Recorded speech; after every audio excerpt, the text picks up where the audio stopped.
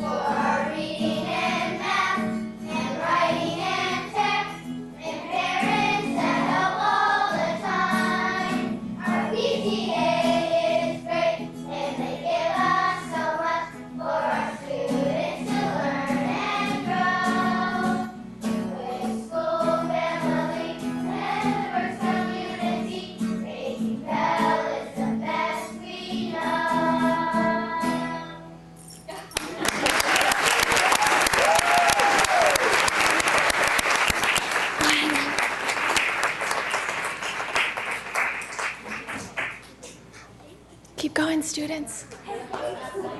It's all very distracting. Thank you, Bell students. Nice job. I'm eager to share with you tonight about a number of things. First, about how unique our school building and staff are, the foundational work that we're doing here in our building, as well as our current approach to instruction. And lastly, tonight, I thought I would leave you with a personal success story. Our elementary school is definitely unique. We have 2 programs, an elementary and a preschool program with about 500 students. And as you can imagine, that presents some challenges when 2 years ago, 59 staff members, including myself, transitioned our students into our brand new beautiful building. Our population is very diverse, and we celebrate it every day. We have 21 different languages spoken at our school, and many of those students begin our programs not knowing English at all. We also have a number of students who have diverse economic needs. Some come to school and they have all their basic needs met. Others might not know where their meal is going to come from in the evening. However, overall, we are all committed to serve those students. Most of the people sitting in the front row represent my committed staff, and these members have charged themselves with the responsibility to remove obstacles for students and empower them with a chance to see a successful future. Not just to participate, but we want our students to thrive in a global community. And I am grateful that our community, as well as PTSA members, strive together with us in those goals. Our mission is simple. The learning of every student matters. What does that mean? Well, whether a student is high achieving or barely making grade level standards, we are committed to improving the academic achievement in each and every student. I say again, the learning of every student matters. Well, in fact, each day I want you to know that our students hear an adult say in the closing morning announcements, "You matter and you're important." We say that, it seems as if it's a simple phrase, but to some, it's a necessary reminder as they navigate many obstacles. As a school, we recognize many challenges interrupt learning. And you see a table in front of you that represents 4 legs. And therefore, we place a committed effort into serving each of these areas so that way we can hold our students up. Like the legs of the table, each raises a student up and supports their overall success. The first important leg to support student success are overall systems in our school. Some of these teachers sitting here are part of a building leadership team, and together we bring feedback forward, we assess our current needs, and we find solutions together. We also have a parent connection serving as an important leg of supporting students. We want to make sure that we're nurturing a partnership between home and school, and we certainly know that it helps students to be more successful. We also have an elaborate volunteer connection at our school, including the LINKS program, many watchdogs who are here in the audience who come and serve and hang out with kids each day. And highlighted here in the pictures you see our very own Juanita High School Rebels, who just last Friday came and they read to students for an hour during their reading block. And they're not only modeling great reading literacy, but they're also connecting with kids as positive role models. Lastly, we have a very strong and committed PTSA who serves kids in a very needed way. I meet with our presidents twice a month. In fact, we have one here in the audience. I'll let her wave to you. She has the honor of meeting with me on a regular basis along with another parent. And together we find solutions and we collect feedback so that way we know the pulse and the heart of the school and we know what changes need to be made. The PTSA provides very important programs. For example, on the first day of school, many of our students didn't have classroom supplies. And of course, our PTSA stepped up and provided those needs, and students are able to transition into the classroom, not even caring about what they may have or may not have had. Our PTSA also provides enrichment programs, including clubs before and after school, from Zumba to Spanish to Cartooniversity, as well as other opportunities such as instructionally based assemblies that brings learning alive. I would like to stop for a moment and recognize our PTSA. If you're a part of our PTSA, would you please stand? Thank you for all the work that you do.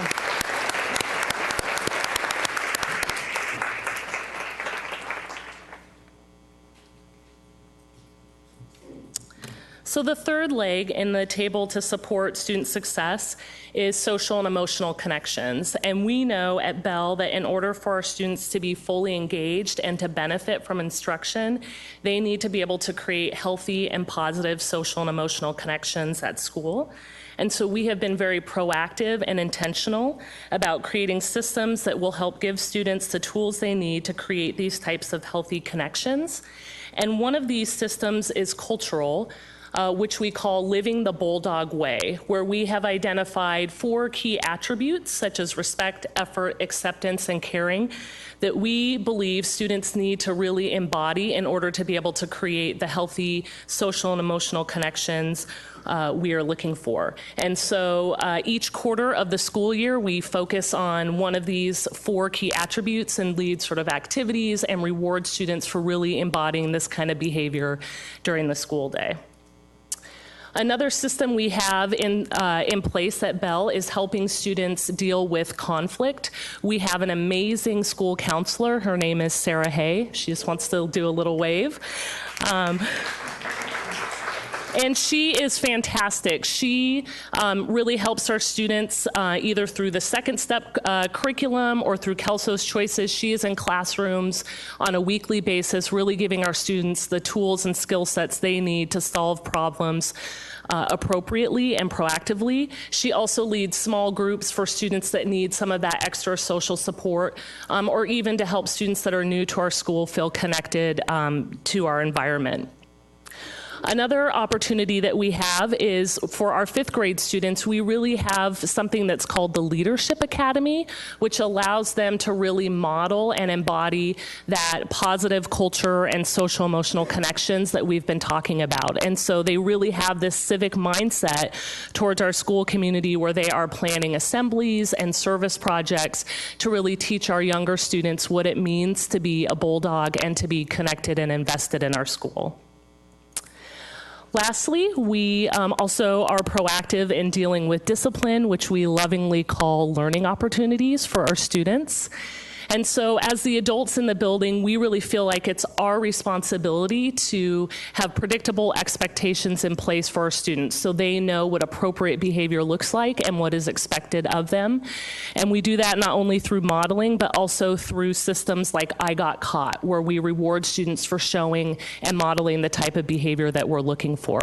And for those students that make a mistake, we really work with them to reflect on the mistake that they've made and to identify solutions for how to solve their problem productively in the future and to really set goals for themselves around creating those positive social and emotional connections we're looking for.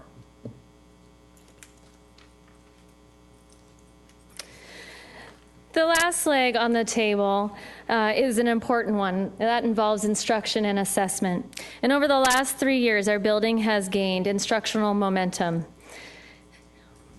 Now, it's true, Bell hasn't always done well on standardized tests, but we've been working to ask ourselves honest and vulnerable questions. We've been taking the time to better understand our own practice and also what is it that our students need. Teachers have worked to develop a deeper understanding of learning targets and incorporated them into more student-friendly terms. Teachers and teams have worked to self-assess their own strengths, develop goals, and communicate those growth areas. Our staff has a growth mindset as a cultural value, I'm proud to say, and we regularly challenge each other to improve. And I would say go as far as to say that my staff challenges me as well. We hold each other accountable. Overall, staff have developed a deeper understanding of research-based practices. For example, we've been recently doing work in visible learning by John Hattie. We have also self-identified deficit areas that have committees working to build professional development opportunities for our staff.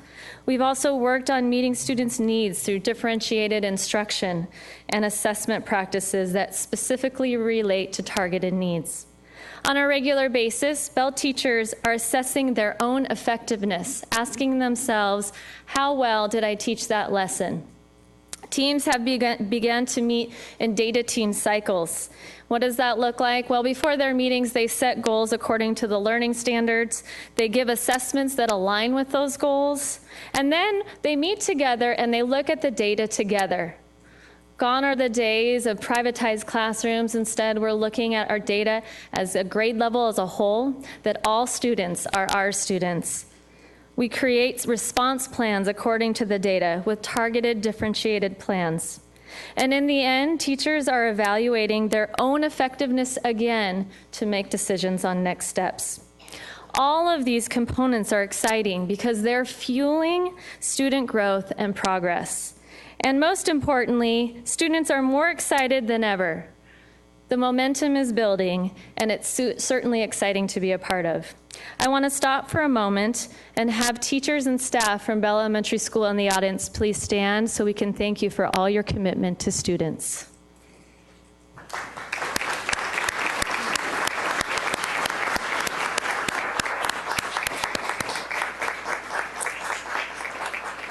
Thank you.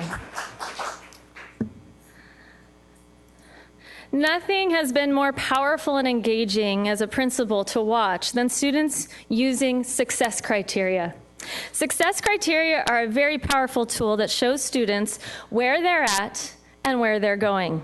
You can think of success criteria as a progressive ladder that outlines steps necessary for students to achieve the learning goal. For example, if a student needs to know how to do long division, there are many steps in between. Among some might be adding and subtracting and knowing their multiplication facts. Many students reach the opportunity in 5th grade to do long division, yet they have holes in between. Success criteria help bridge the gap for students. And in fact, it helps them to stay committed and to not give up. Success criteria allows students, instead of feeling deflated, allows students to feel confident and stay motivated.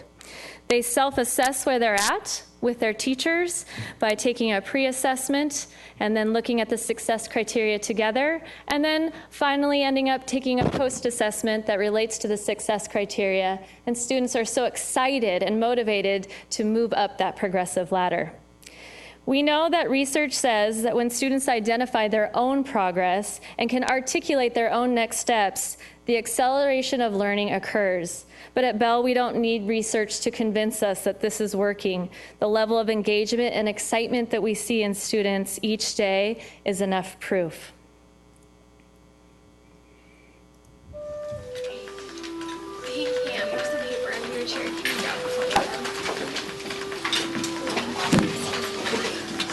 We've been using RTI and success criterions a lot this year. We start off by giving a pre-assessment at the beginning of every topic, and this kind of just gauges what holes kids are missing, what groups of kids are really struggling in certain areas, and that makes our teaching way more impactful. Beyond that, kids also have their own personal success criteria that they keep in their seat sacks every day. So as soon as they're done with their lesson for the day, they pull out their success criteria, and they know exactly what step they need to work on for the day.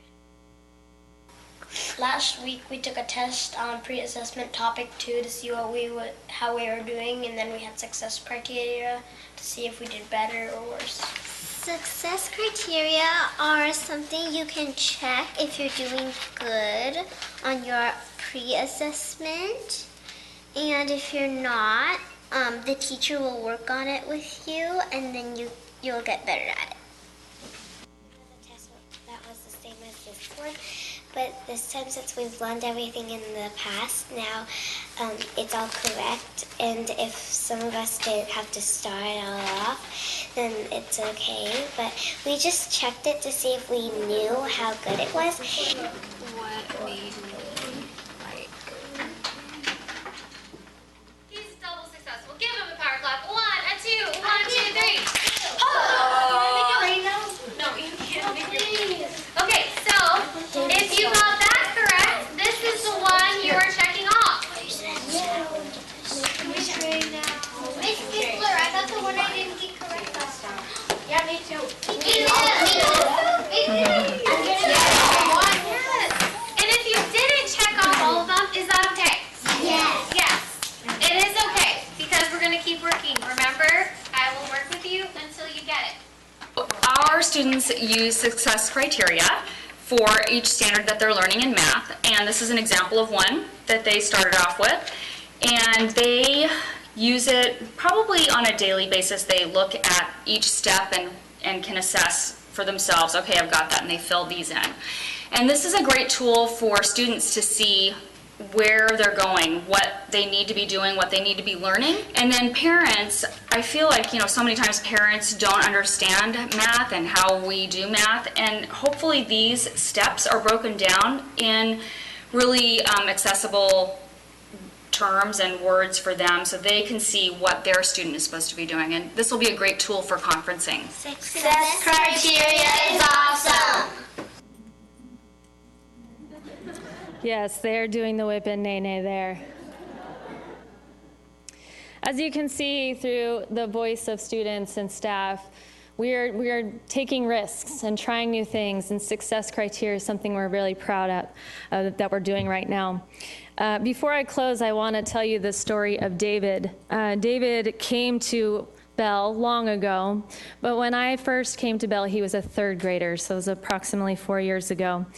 And David is a typical kid who maybe had great intentions but had many obstacles in front of him. He was a student who qualified as an English language learner. English was not his first language, and therefore there were some challenges in the classroom. He also was a student who found himself repeatedly performing unwanted behaviors and therefore enjoying conversations with me on a regular basis. Although there were ongoing failures and a committed staff working to support him, I would find myself again and again talking to David about those choices and seeing a student over the course of 3rd, 4th, and 5th grade feeling more and more deflated and more disconnected from school. Well, fast forward to David's 5th grade year, and we had students during that, teachers during that 5th grade time who were working on data analysis and the use of success criteria within the classroom. One spring day, just recently, I went into my office, and here I see David sitting outside, waiting to talk to me. It was a typical scenario, and so I walked up to David and I said, "What are we talking about today?" Well, he did a good job acting with his head hung low, as he often did when we had to have conversations, and he walked inside and he said, "Miss Paul, you need to sit down. I have to talk to you." And I was beginning to prepare myself for a typical conversation with David. And instead of having a sad face, he began to smile, which made me feel really perplexed. I said, "What are we talking about?" And he said, "Miss Paul, I have to tell you, I am proficient at long division, and I needed you to know." It did maybe think I was being punked for a moment. However, I asked David to explain. And he said, he proudly held up success criteria relating to long division, and he said, "Mrs. Paul, I realized I'm not dumb. I just needed to know what the next step was." So with all this in mind, we are excited for the future of Bell Elementary School students. On behalf of parents and staff and students and even future Davids, we thank you for giving us the opportunity to share. Thank you.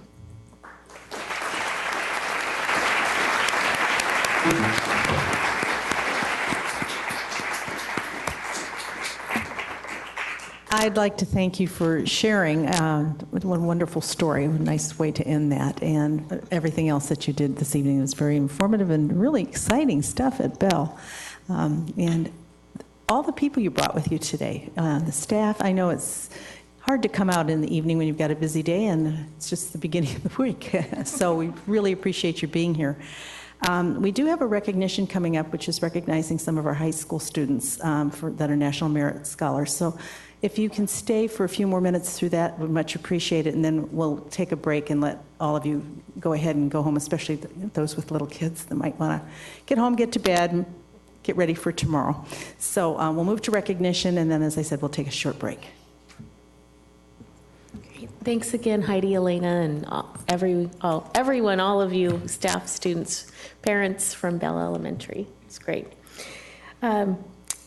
We have National Merit semifinalists and commended scholars from International Community School and from Lake Washington High School here to recognize tonight. So first I'd like to invite Greg Moncada, who's the principal at ICS, and he will kick us off with recommending our ICS students, or excuse me, recognizing our ICS students. Oh, thank you. Thank you. Thank you. Madam President, members of the board, Dr. Pierce, fellow administrators, members of the community, teachers, parents, and students, there are precious few opportunities to celebrate the extraordinary academic achievement of our students, and I would first like to thank the board for taking time to do so. I would also like to thank our teachers for helping to develop the minds of our students, and I would especially like to thank our parents, and as they say from my hometown, New Orleans, y'all raised them right. You very right indeed.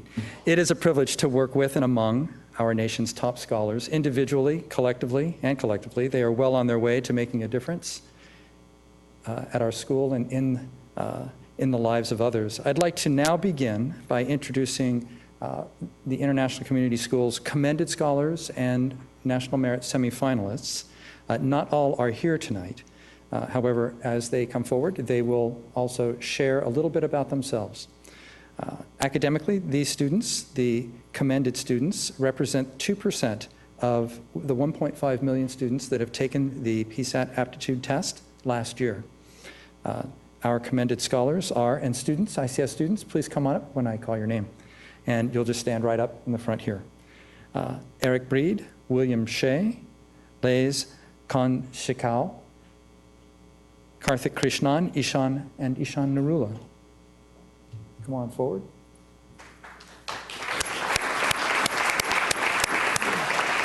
Just right up here.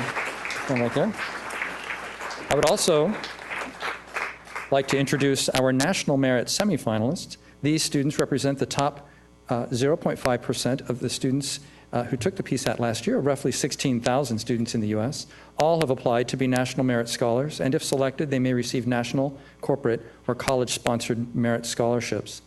If you're here, and some of our students are here, Matthew Calagaro, Ryan Shea, Shishun Lee, Stephen Lee, Laura Liao, Christina Mutafo, and Avi Saval and Grace Wang. Come on forward. And Mike. Bravo. Your hand, Mark? Oh. Here we go. Oh, there's a button somewhere. Oh, there we go. There we go. Are we on? Good, perfect. I'd like to first introduce Laura Liao. Hi, my name is Laura Liao. This year I'm applying to my top 2 colleges are Yale University and MIT, and I'm planning to major in biology or public health. And my favorite educational experience so far in the LWSD school district has been working as a tutor at my school's tutoring center. Hi, my name is Christina Mutafov. My top choice college right now is the University of Pennsylvania, where I am hoping to major in business administration. My favorite educational experience so far would have to be studying Spanish for 4 years at my school and then going to Spain and getting to speak Spanish with native speakers. Hi, my name is Ishan Narula. Ever since I was a kid, I've really wanted to go to MIT, and it's really exciting to go through that college process right now. I'm actually interested in computer science, and I do a lot of programming in my free time, make a lot of Android applications, etc. My favorite educational experience would probably be taking something I actually learned in pre-calculus and applying it to a game I made. So in the game I made, I had a rocket that would turn, and I had to use trigonometry to get the turning right, and I just thought that was a nice story. Hi, my name is Laís Lástico Seisão. My top 2 schools are UC Berkeley and Stanford, where I'm hoping to major in chemical engineering or biochemistry. And I have to say my favorite LDSD experiences were chemistry with Dr. Sharma, which I was able to apply to my internship over the summer.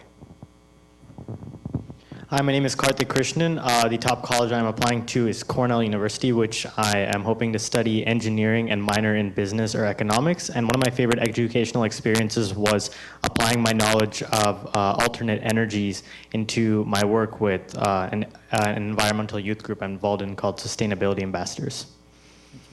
Perfect.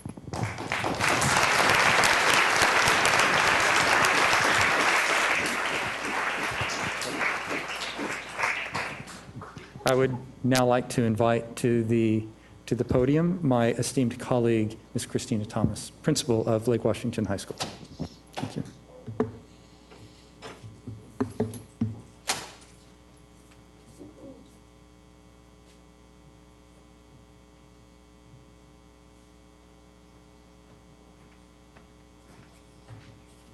Thank you. I just want to echo what Greg Moncada said about welcoming us and allowing us to brag about our students. We're really proud of them. And it was really fun to see the elementary, to be honest, because I've always been at high school. And it's nice to know where these kids come and where they end up. And it's really an impressive journey, I think. So I'm going to start. I don't even know how many of mine are here either. Commended scholars, we have Erica Zieber. I don't think DJ Mann, Adrian Ionscu, Ethan Hawley, Siri Hedren, Sheridan Ferguson, I'm not doing very well, Matthew Cannon, and Bradley Arno. So we'll go with that.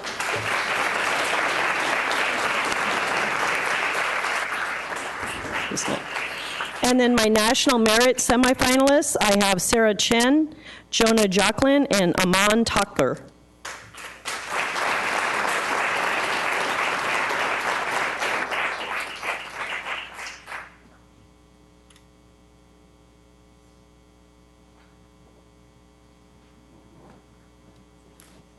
No. It's on the bottom.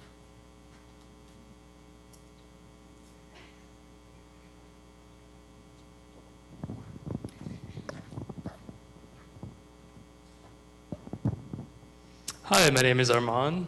I'm planning to apply this fall to the Massachusetts Institute of Technology.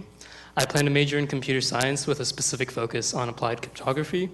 And one of the coolest things I got to do was actually attend the 9th grade in India. And it was really rewarding to both have to tackle a new curriculum, but also learn from an entirely different society. My name is Jonah Jockin, and the colleges I'm applying to, the top colleges are Harvard and Princeton. Favorite educational experience? Probably Mr. Hale's chemistry class way back in 9th grade. And yeah, what's the last question? Sorry, I didn't read the form because I was gone in 6th grade. Studying? What? What you're studying? Oh, I'm studying cellular biology most likely, so yeah. Hi, my name is Sarah Chen. The top college I'm applying to is Stanford, where I hope to do a joint major in computer science and music. My favorite educational experience, I actually did 9th and 10th grade in Southern California, and then I moved here. So that was a really interesting change for me. And also, one of my other favorite educational experiences was doing an engineering summer academy at University of Pennsylvania over the summer, where I got to work. I learned a lot about networks and some stuff about eigenvectors, and it was just really cool to apply all the knowledge I learned in 3 years of school. Hi, I'm Sheridan Ferguson. I hope to attend the University of British Columbia next fall and get a degree in integrated engineering. My favorite educational experience would have to be the 3 years I spent at Emerson K-12, which is a choice school for homeschool partnership. It really allowed me to diversify my interests back before high school. I was her principal then, too, just so you know.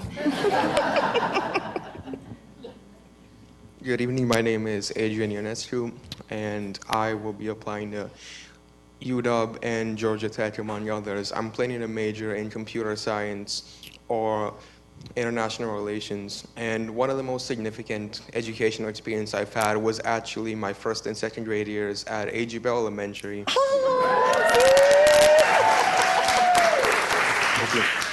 I just immigrated to the United States, and it was wonderful to have such a diverse community to blend into and make friends. So thank you. Well, how do I compete with that? My name is Brad Arnio. My top colleges that I'm applying to are Stanford and University of California, Berkeley, where I plan to study engineering.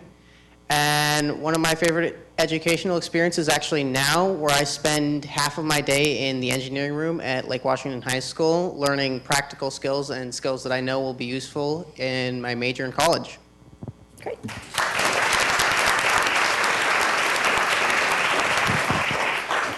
Thank you all.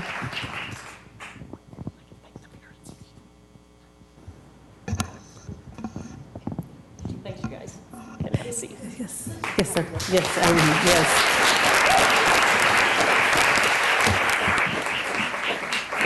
It's always a pleasure when this time of year comes around to be able to have students come here and be recognized for all the hard work they've done for their 12, 13 years, if you can count kindergarten, with us. And so appreciate very much your coming, but there's another group that probably could use an applause and would like you to stand up to and be recognized, but the parents of these wonderful young women and children, young men.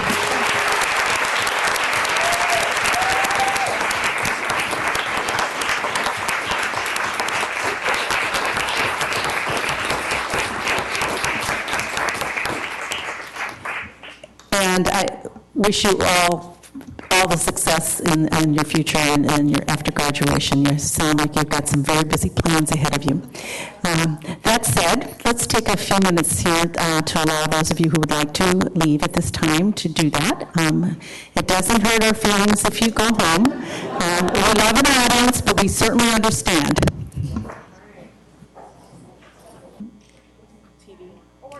Oh. We're back? Okay. Our next opportunity of time is our public comment. At this point, I didn't have anyone who had signed in. Didn't know if anybody wanted to address the board this evening.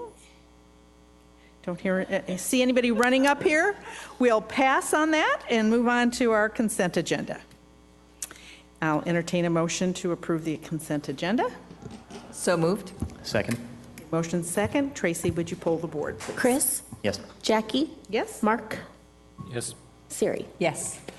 Okay, and then we now have donations to recognize from our wonderful, generous donors out there. Absolutely. So if you turn to tab 4, you will see that we have $138,323 worth of donations this evening. We have first a $102,100 donation from the Lake Washington Schools Foundation to the Lake Washington School District. And this very generous donation funds a variety of programs to support students, including the Links Mentoring and Tutoring Program, the AVID program, Safe Schools Ambassadors, our new teacher support program for our second-year teachers, and our Get a Jump on Kindergarten program. So all total there, just from the Lake Washington Schools Foundation tonight, is $102,100. We also have a $2,500 donation from Christopher and Barbara Kaler to Emerson K-12 to support ceramics class and to purchase school-related supplies. A $1,500 donation from the John Muir Elementary PTSA to Muir Elementary to purchase classroom supplies. $4,100 from the Carl Sandburg PTSA to Sandburg Elementary to purchase Dreambox Learning Math Enrichment site license. $2,089 from the Mark Twain PTSA to Twain Elementary to provide a stipend for math club. $1,034 from the Renaissance Middle School PTSA to Renaissance to purchase art supplies. $20,000 from the Juanita High School PTSA to Juanita High School to purchase an electronic scoreboard for the stadium, and a $5,000 donation from the Juanita Rebels Booster Club to Juanita High School, also to go toward the purchase of the electronic scoreboard for the stadium. So all total tonight, $138,323 in donations. And a big thank you to our PTSAs and our boosters, and especially Lake Washington Schools Foundation for generous donations to our schools. Much appreciated. Okay, we are now moving to our non-consent agenda, and the first item on this is for a board policy edit. After a conversation at our extended work session in March, we made some changes to this, and so it's being here actually before you to have its first reading. So you can see the changes before you on board policy ER 1, 2, 3-E1. Okay, so I turn it over to Tracy. Okay, great. So as Jackie mentioned, based on the discussion at the extended study session last March, we're proposing some changes to the calendar for presenting end results 2, 3. You can see on page 12 under tab 5, it highlights that primary will be reported in October, intermediate in November, middle school in December, senior high in January. Also highlights that end result 1, which is our post-graduation data, that we will split that report into 2 parts.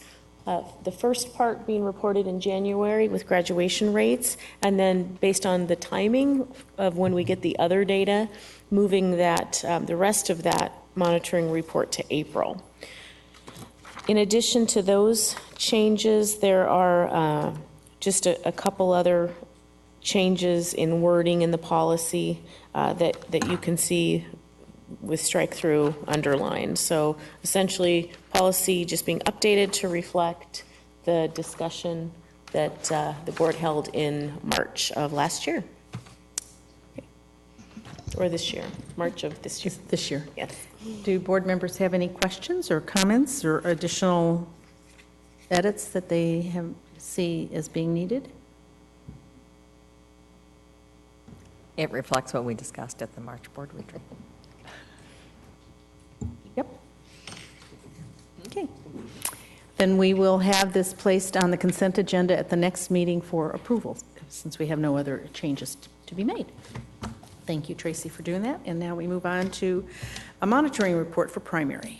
Great, so it's October, and we are bringing... We're right on time. Right on time. Our first monitoring report for primary this evening, and so John Holman and Matt Monabianco will be co-presenting along with me, and so we're just stalling while John gets the presentation up on the screen.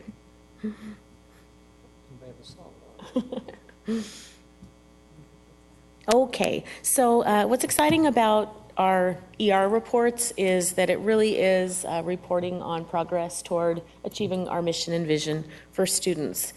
And so tonight we are sharing primary data.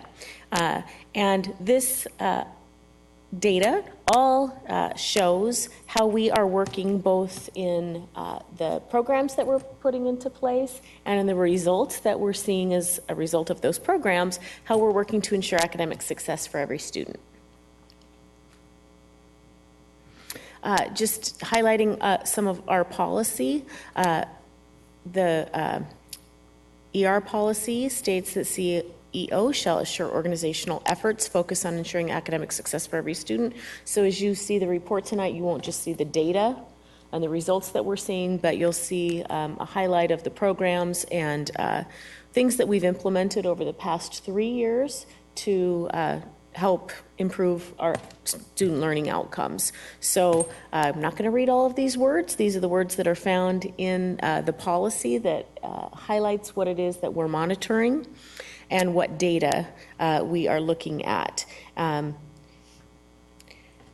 What I do want to highlight with a little more information tonight is that as we start our ER reports for this year, we are now reporting new assessment data for the first time. So in the spring, our students took the Smarter Balanced Assessments for the first time in English Language Arts, or literacy, and mathematics. So not only were the measures new, the test instruments themselves, but the standards were new. And the standards are higher and more rigorous standards than were measured on the previous assessments.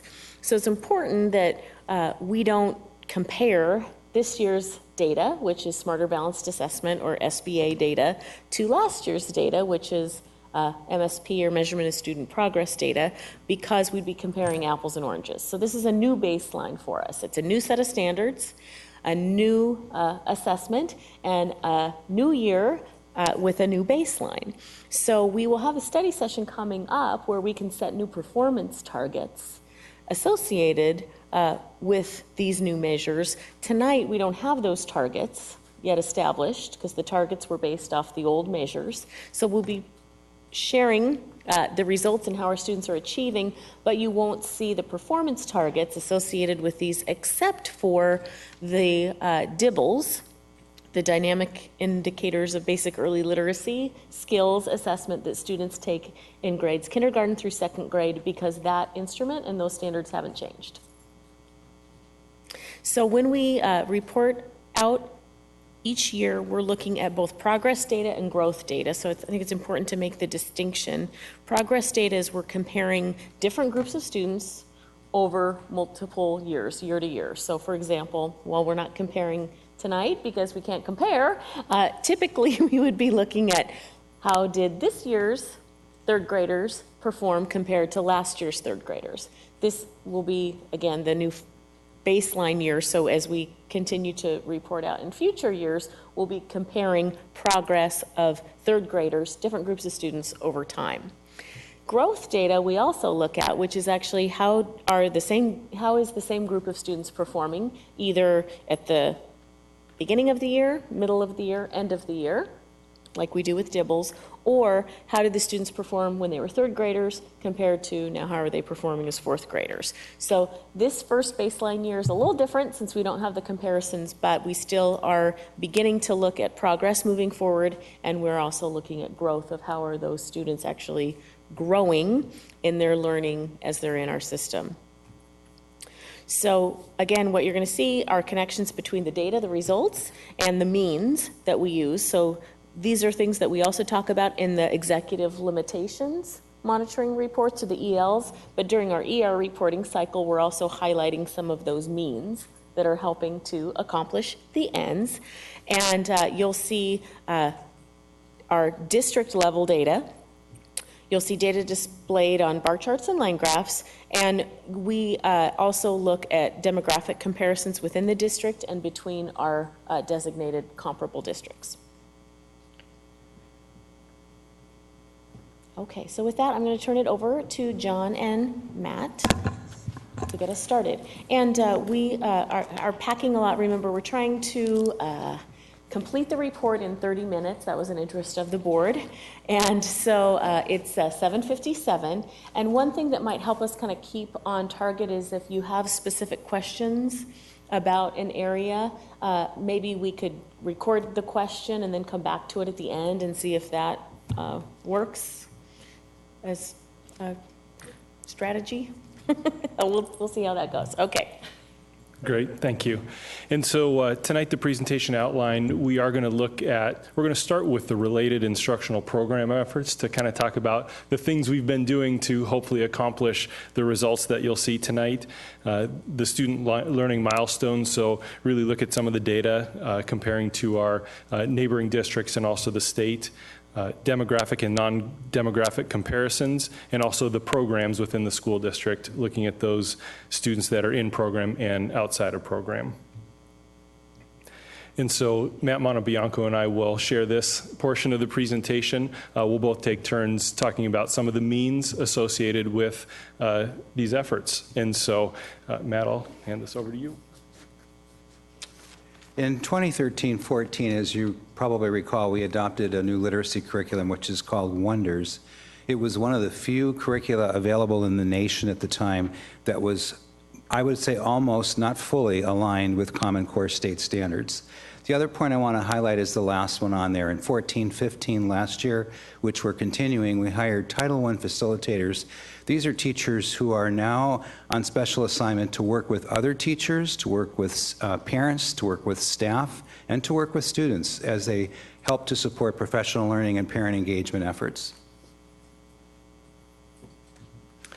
In thinking about the continuous improvement process and the link between that and the professional growth and evaluation systems, both for teachers and administrators, the work we've been doing around taking a deeper look at our continuous improvement processes and how to make that more streamlined so that there's a visible connection between the work teachers are doing and the goals we're setting, and being really thoughtful and careful about how we're addressing student performance. And so that's been a key focus. We've had student growth goals in place for the last 3 years for both teachers and principals.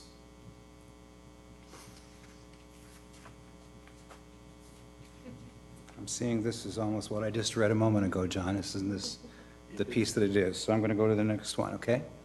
Thank you. As you know, we did a program review in our safety net programs and are continuing to implement the findings from that review. The points I wanted to highlight is certainly one of the most promising practices is our KISSN program, which has received, am I on the different slide? I am not, okay, which is implemented in 2012-13, and it's one of the practices that we're finding that is making such significant growth from beginning of the year, from what you heard Heidi talk about pre-test to post-testing when you look at where students are on their DIBELS assessments across the year from beginning to end. Also want to note that in 14-15 last year, we expanded the summer literacy camp, which used to be K2, to include all third grade students beyond Title schools as well. So this is not just Title, it's now a K3 program. BURST, again, a really successful intervention. We are expanding to students who are well below benchmark beyond our Title schools to all K2 this year. And we're continuing to bridge the use of WonderWorks, which is the intervention program, with our adopted curriculum Wonders.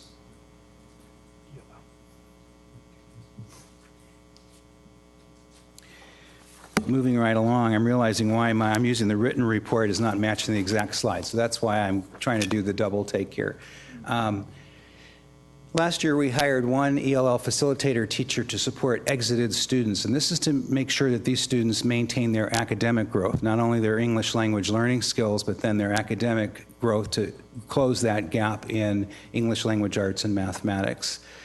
We trained general educators in PSYOP strategies. These are strategies to help general ed teachers with students who are not only ELL, but all students, sheltered, intervention observation protocol. Is that what it is? I always kind of draw a blank on the PSYOP, but that is continuing to expand this year as well. In 2015-16, our level 4 facilitators are focusing on the academic achievement, which I'm mentioning, and we're continuing to maintain the consistent training for registrars and principals on the home language survey, which is critical, because when that home language survey is administered, it helps us identify from the day the students walk into the school who's going to be needing some ELL services.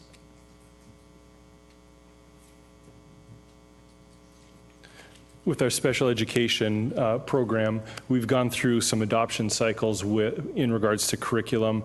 When we adopted the elementary literacy curriculum in 2013, we also adopted a program for students needing really a replacement curriculum at that point. We've also gone through and adopted curriculum for our preschool students, which is really aligned with the standards that they're going to see when they enter kindergarten. So it's being thoughtful about what instruction they're receiving in preschool, which really prepares them as they enter into their educational program. Last year, because the legislation changed, we began serving K-1 students in the spring and hired 2 Quest specialists to work with those students. What's not up there, and what I want to highlight, is an important point, which is those same teachers are teaching differentiation strategies to our K-1 teachers whose students are in their classes. These are being overwhelmingly received. There's waiting lists to go to the classes, which is a nice thing they have, so they keep expanding that. They're going to be continuing to work with students in 2nd and 3rd grade as we look at how does the curriculum align in terms of the differentiated strategies. As part of our program review in that last bullet, we're going to be looking at whether we expand this K-1 model, which we talked with you about a bit in the last study session last spring, and whether we build on that and grow it into a 2nd grade as well. So just real quick before we get to the results themselves, just to recap, why we wanted to lead with the efforts is because over the past 3 years, when you look at curriculum and assessment, title, safety net, special education, ELL, we have made very intentional efforts and very strategic investments in those areas to improve our student learning outcomes. So it's not just one thing that we're doing that we believe is contributing to the results that you're going to see in just a minute, but it's a number of efforts across different multiple areas and coming at this in multiple different ways to get the results that we're seeing. So we believe there is correlation between the programs that we've implemented, the investments that we've made, and the results that we're going to talk about now. So as I go through the report on the data, an S indicates a strength and an O an opportunity. And so just kind of highlighting some of those as we go through each section. And so there will be a number of points where I do a data reflection and then review the data.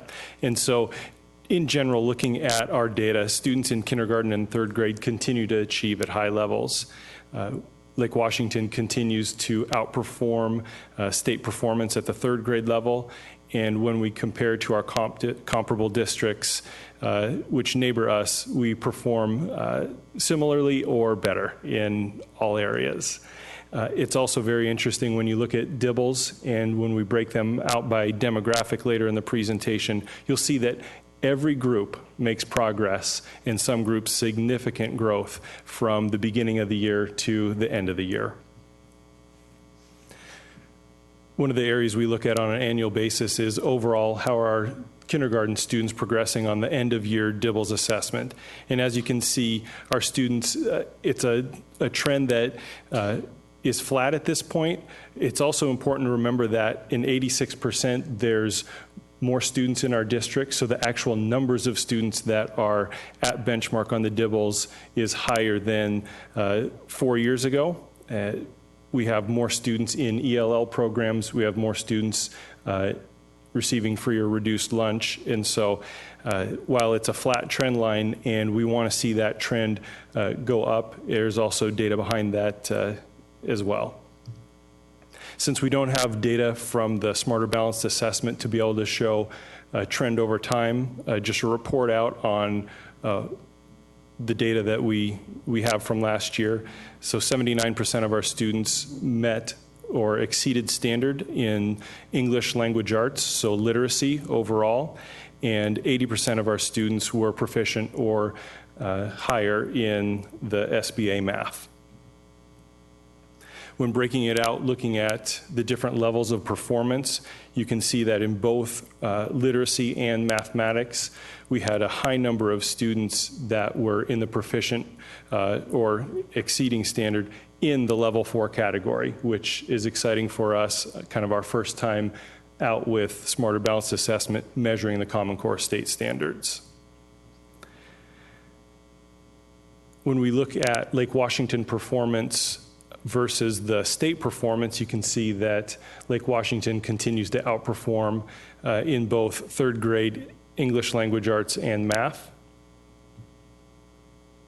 When looking at our comparable districts, Bellevue, Issaquah, North Shore, you can see that across the board in both ELA and math, we performed similarly or higher.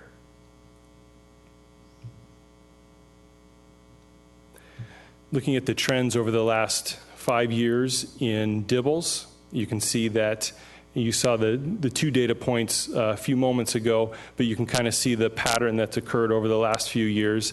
And I think this pattern for us, this is why we're doing the SIP work. This is why we're doing student growth goals, because an 86% kind of flat line, regardless of the students that are here, for us, it's about getting more and more students at benchmark because we know that this is an indicator of future reading success. And so looking at the next few slides, it's broken up into demographic and program data. And so we're going to start with the demographic indicators. And so looking at race and ethnicity, just a visual over the last 9 or 10 years of some of the increases and decreases in Lake Washington School District. These are the 4 areas that on the OSPI report card actually have reported data. We know we have other races and ethnicities represented in our school district, but these are the ones that we took a look at because the data was available. Another indicator we look at is low income. And you can see while it's a 1% increase, we've had a significant population growth in that amount of time. So the actual number of students over that 10 years is a significant increase.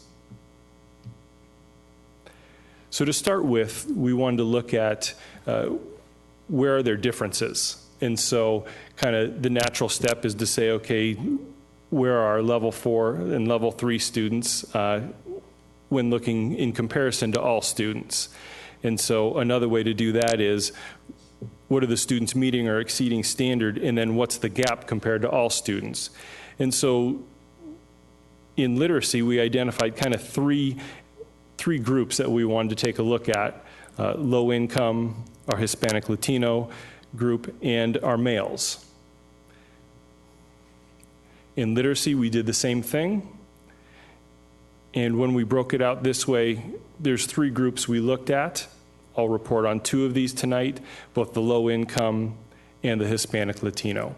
When we actually broke out the data for our 2 or more races, there actually wasn't a difference between, a significant difference between that group and all students.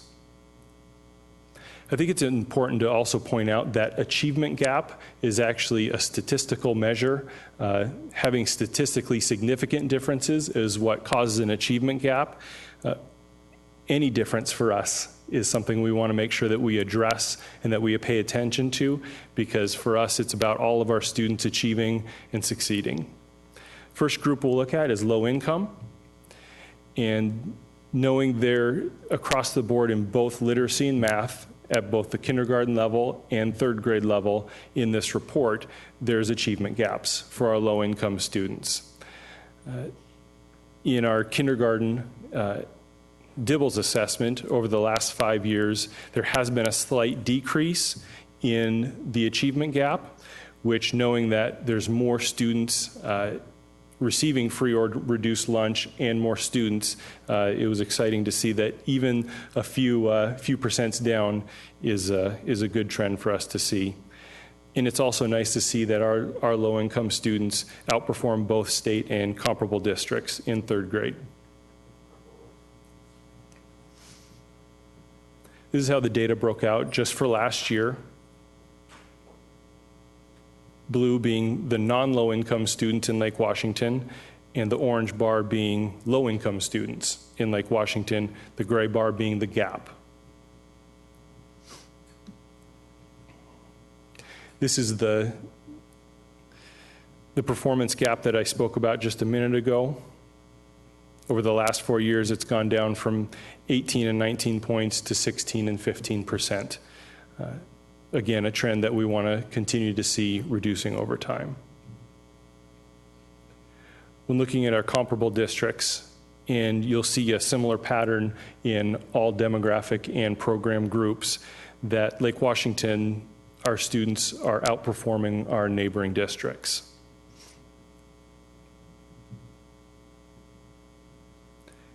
And just for good measure, you're seeing that slide twice. Yes, I was so excited about that. When looking at growth over a year, beginning of the year, middle of year, and end of year, this is the DIBELS assessment. And when you think about a kindergarten student, there's requisite skills that they're learning along the way. And while the beginning of the year assessment may have some different features than the end of year, it's the same students having similar measures at the same time, and we expect that they're growing throughout the year. And so the end of the year assessment is actually harder than the beginning of the year assessment. And it's exciting to see that for our low-income students, there was a 30% increase in students meeting benchmark. And those are the types of gains that we would hope to see and expect to see. And it's nice that it plays out in the data as well. Another group that we're seeing achievement gaps in both math and literacy is our Hispanic Latino students. A strength is when we're comparing our students to our comparable districts and the state, we outperform those groups as well. But we also have seen an opportunity that the achievement gap has remained flat for this group of students in kindergarten DIBELS assessment. So you can see here last year's results. And again, that blue bar, when we're looking at it this way, anyone who is in the demographic category of Hispanic Latino is pulled out of the all category. So it's truly comparing students that are not Hispanic Latino to students that are Hispanic Latino. And that's true for all of our, when we break it out like this, that's true for all of our demographic indicators and our program indicators.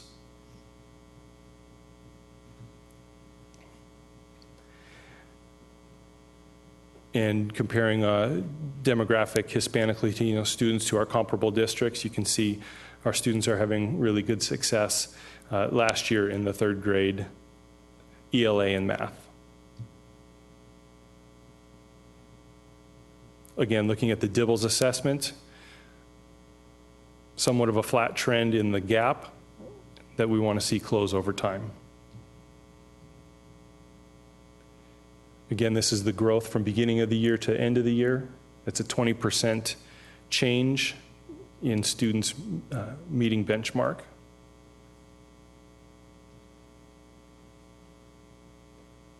And then an area that kind of jumped out at us, we weren't fully anticipating our males underperforming or having a difference there. But when we looked at the data, we kind of dug in and found that there was an achievement gap in literacy. There's not a gap when you look at math, and actually our males and females perform almost identical in math. But in literacy, there was a 4-point difference between the two groups. And so we just wanted to pull the data out and take a look at that to see if there's any trends that we could identify.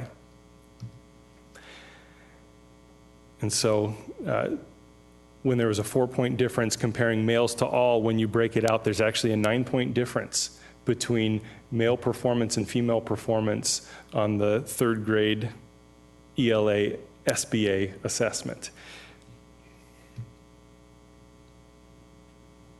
But also when comparing our males to our comparable districts, again, it's another group that continues to overperform our neighboring districts. And this slide really is interesting to me, that really at the kindergarten level, we're not seeing a performance gap with our males in the kindergarten dibbles, end of year. And so I think that leads to a wonder of what can be done in that 1st, 2nd, and 3rd grade years to maintain the same level of performance. So it's a wonder that we need to dig into. And going into programs. And not all programs have data reported out about them. One of the things we discovered is trying to compare district to district safety net or intervention programs isn't really something that would be effective, since we define and have programs that aren't exactly the same as our peers. We do have intervention programs for our ELL students that are reported out as such, and so we can make comparisons to the state and to other districts, and also special education. And so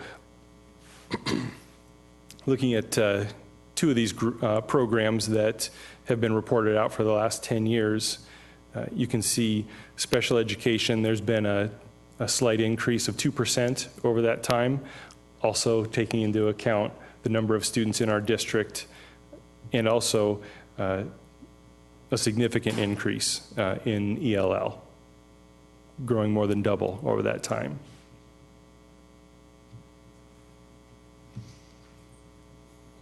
When looking at our safety net students, so students receiving intervention supports, they're not reaching benchmark, or they're not proficient on standardized assessments, we are able to offer literacy and math intervention support in a variety of different ways. And but there still are achievement gaps for those students, which it's a little bit to be expected because that's the reason they're in the program. And so a safety net student is a student that receives safety net support at any point in time during the school year in literacy or math.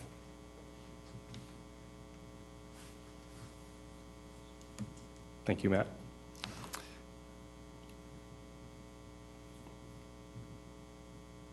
And so when pulling the data out, these are the results for our safety net versus our non-safety net students last year.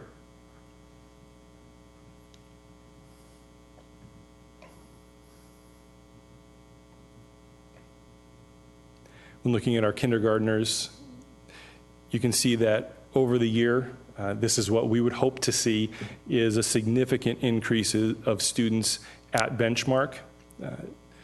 Hopefully meaning that the supports they're receiving, not just from safety net, but also from the curriculum that we have in the classroom, the fact that a differentiated approach in the classroom is going to be used for students that are really needing intervention from their general ed teacher, from their safety net teacher. And so it's exciting to see this type of growth.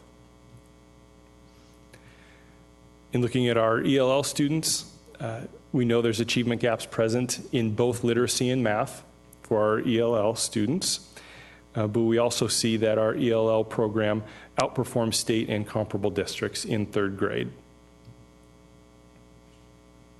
So again, this is looking at students in ELL and students not in ELL.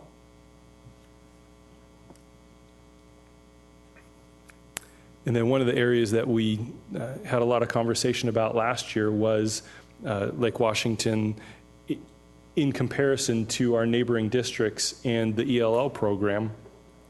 And I don't think this is just an accident, because the work that Kelly has been doing has been looking at our neighboring districts and thinking about some of the things that they're doing, and such as time in the classroom, time spent in instruction and whatnot, to see how that can be implemented in Lake Washington. It'll be interesting to see how the trend plays out over the next few years as well, as that work continues here in Lake Washington. Again, this group, interesting, started the year off 66% of our ELL students at benchmark. When I pulled this data, it surprised me a little bit. I expected a lower percent of our kindergarten ELLs, but that's really basic level of letter naming, some phonemic awareness to a certain level. And at the end of the year, they're looking at nonsense words, so being able to read a word that isn't real, but being able to read it using the correct phonics and phonemes. And so as the test gets harder, it's good to see students continuing to perform well. Our students in special education, gaps are present here as well in both literacy and math, but we continue to outperform the state and perform similarly or outperform our comparable districts. So this is the performance last year, and you can see there's a pretty significant increase in the gap in students at kindergarten and third grade. There's a variety of factors for that, such as students being identified, having learning challenges in kindergarten, the qualification of those students as they get older typically starts to occur if it's truly a significant difference.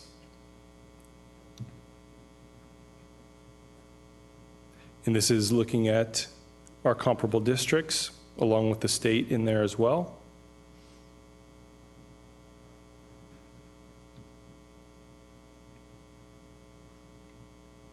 And this is the one group where it's more consistent performance. But again, it's interesting to note that at the beginning of the year, it's different skills that we're requiring. And so without knowing, are those the same students meeting benchmark, or are there some differences in there? But it's an area for us to look at.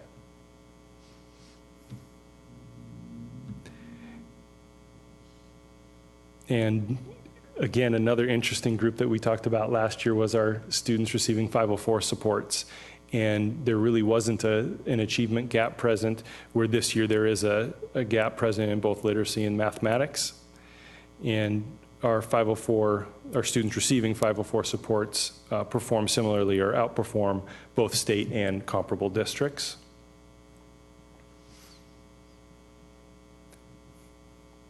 At this point, we don't have the ability to disaggregate out DIBELs for students receiving 504 supports. And then looking in comparison to neighboring districts in the state, knowing that students that receive Section 504 supports, it's about access and accommodations and how districts are qualifying those students, but it gives us a general benchmark for how our students are performing. And then our highly capable students.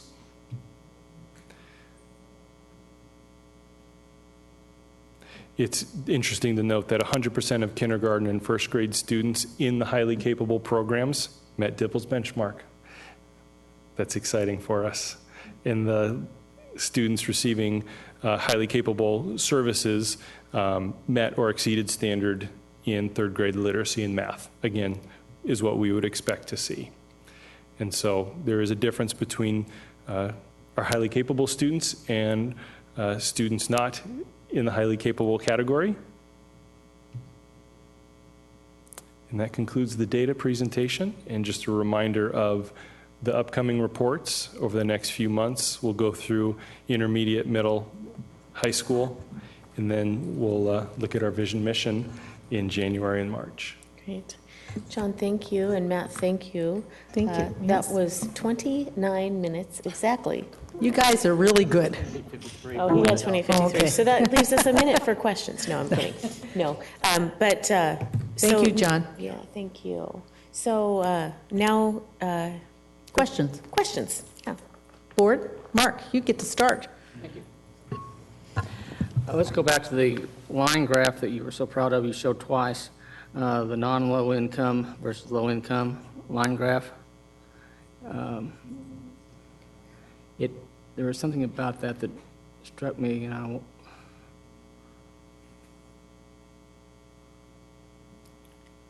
We'll have to put numbers on these next time. We'll remember to do that.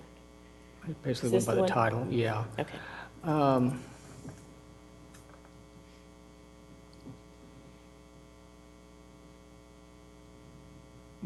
I guess my question is it the fact that the low-income students are actually doing better, or is it the fact that the others are flat?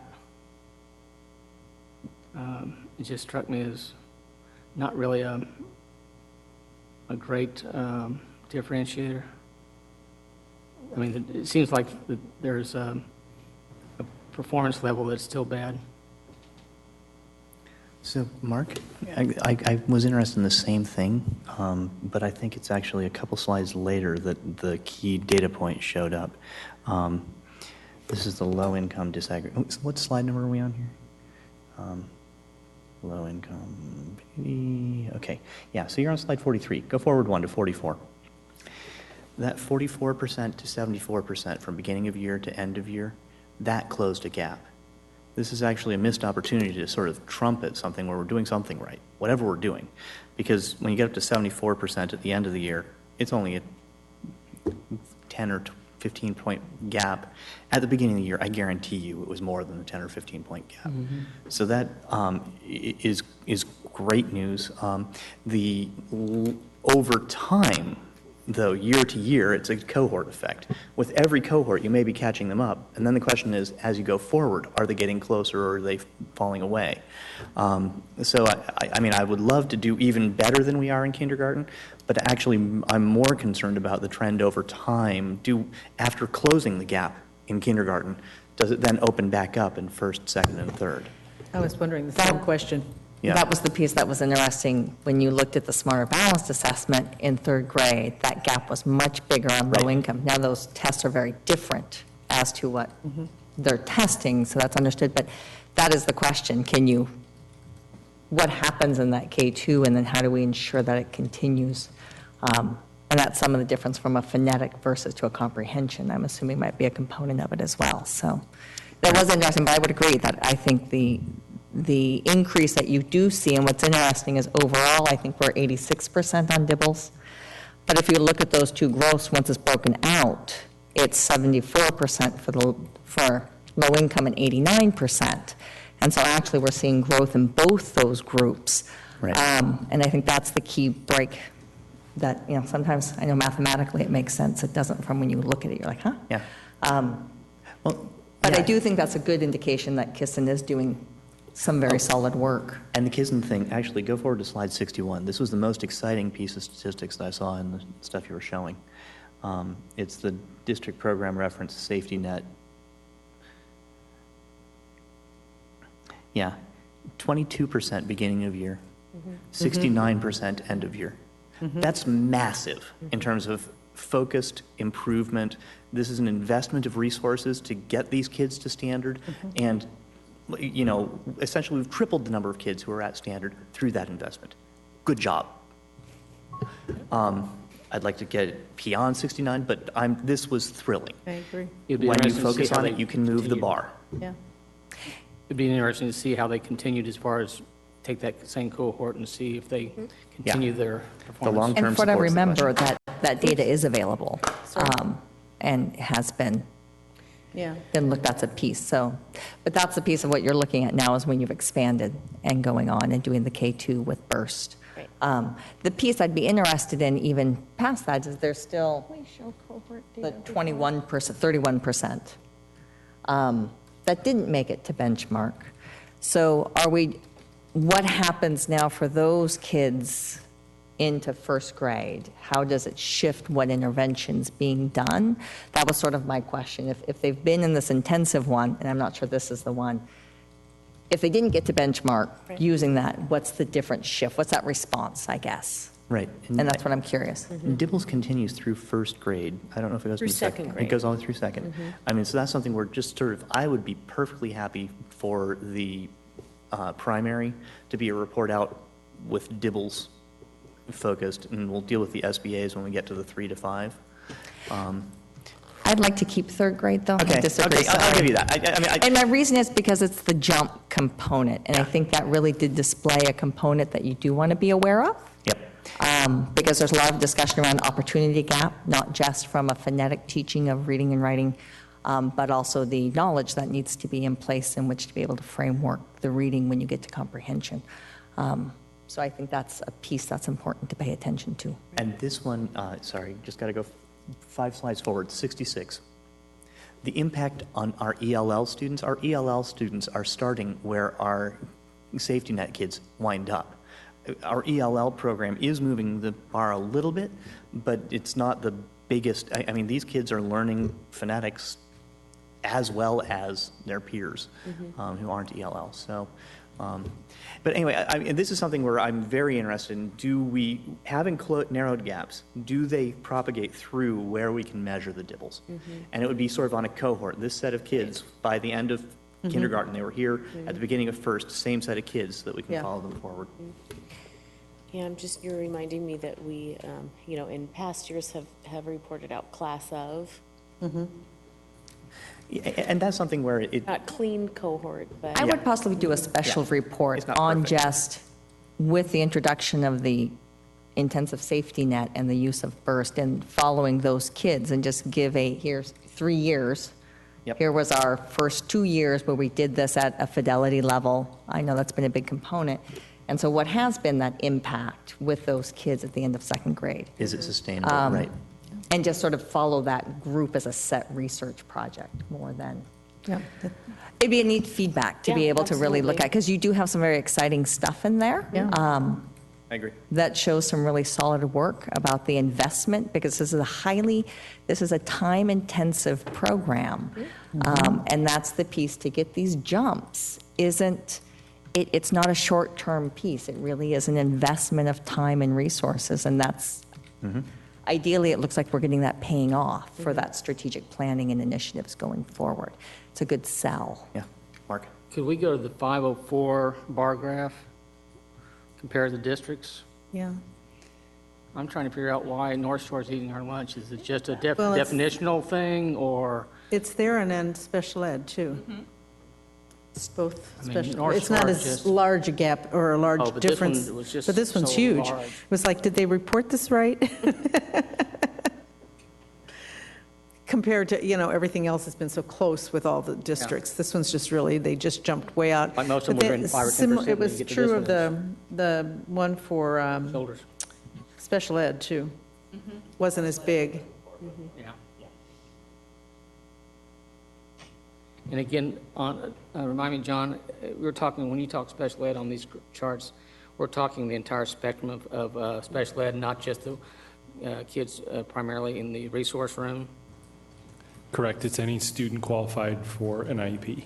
And I was under the impression the last time we saw these kind of charts that we were going to try and break out the two differences.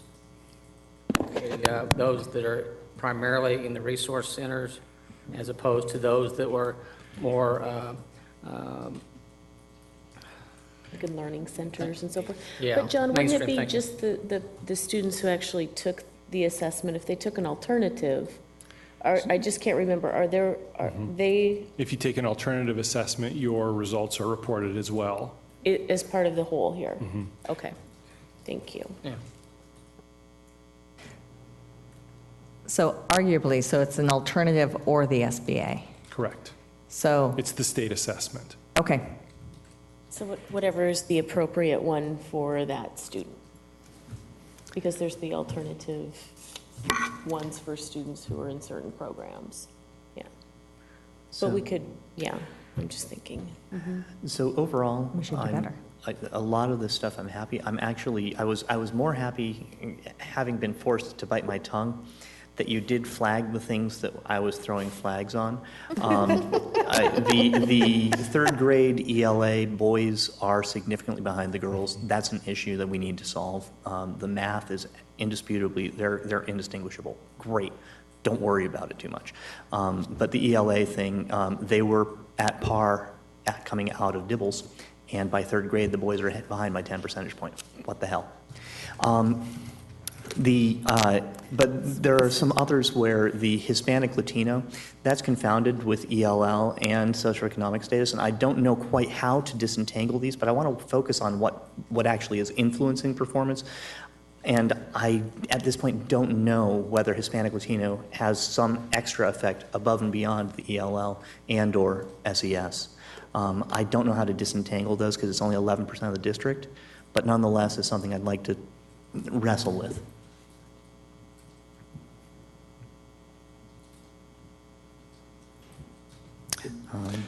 I think one thing that, for us, that kind of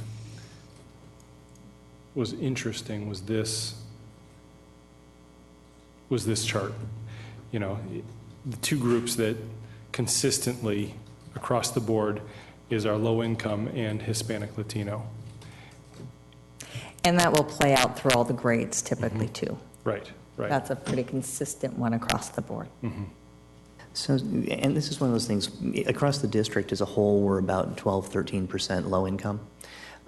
When it comes time to compare an ethnic strata, I might just cut off the low income and compare the strata for kids who are not low income to see if I mean, it's the right way to do is multivariable, but the quick and easy way is just to stratify and then within cells look at it to see what's going on there.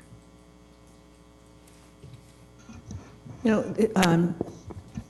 Chris's question with the male piece is certainly reflects what you hear nationally. I mean, this is not a new phenomena that boys tend to have lower performance.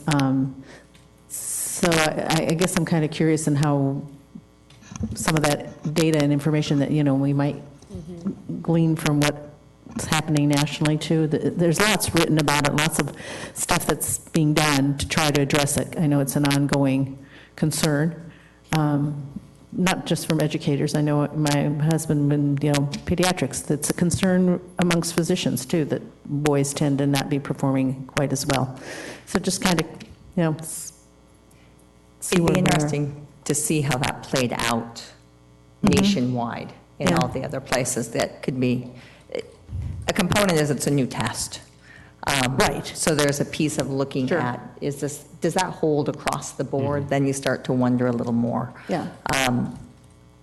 I think, well, but it's something trying to remember how they've performed at that level on past tests, even though it's different, it still is, was there a gap as much before as there is now as that gap changed?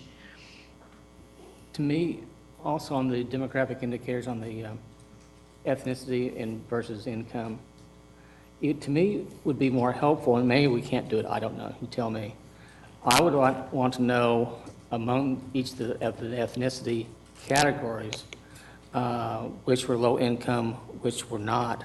Because to me, to see if that performance indicator for low income was the same regardless of the race, and it was really more of an income issue, was it a language issue, was it whatever issue, we can figure out what the, you see where I'm going?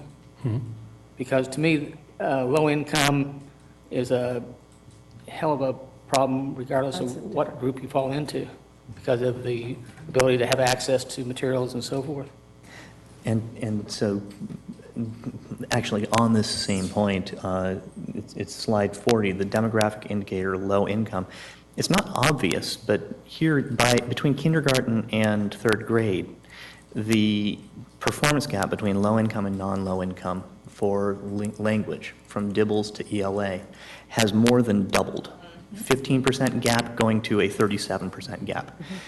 We're losing something, and the question is when is that happening? So, or we're measuring something different. Right. So just always, I mean, we have to look at both of those and keep those in mind pretty strongly because DIBELS is a very specific.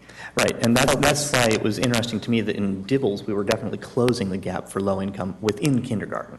So does that closing the gap continue out, or does it actually? Can we already see that we're losing ground in second grade? Would be very interesting to me. And if we can see that it's still closing through second grade and we still have a gap in third, then there's something else going on that we need to work with. And that's the learning to read, reading to learn, flipping that switch. So anyway. I can't remember if it was Ed Week that had a commentary by someone about poverty, and his contention is, was it Ed Week? Did I send it to you?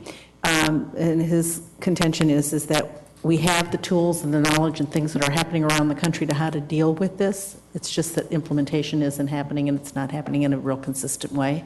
And he does a really good definition of poverty and where it's harder on students than it is in others. Certainly, if the whole community is in poverty, is much different than being in poverty in a district like Washington. But it was an interesting article, but it was in recent Ed Week. So I forwarded it today to Tracy just for an FYI. Yep.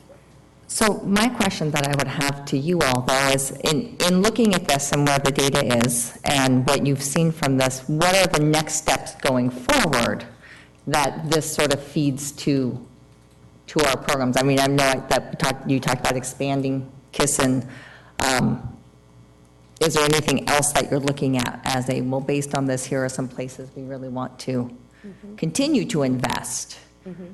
So in the first part, some of the things highlighted were things we intend to do this year, so things we will continue to do. So there, and it's in the written report in terms of what we plan to do in 15-16.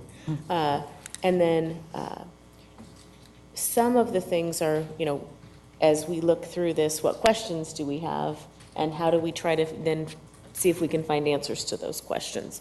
For example, why is it that North Shore, why that blip essentially in the data in 504, what is that? Is that something we can learn from, or is there something else contributing to that? So I think in terms of program, those things are highlighted in the 15-16, and then we're also highlighting, and you're highlighting, I think, the areas that we need to dig deeper into the data to see, is there something that we need to do differently, or what is this really telling us?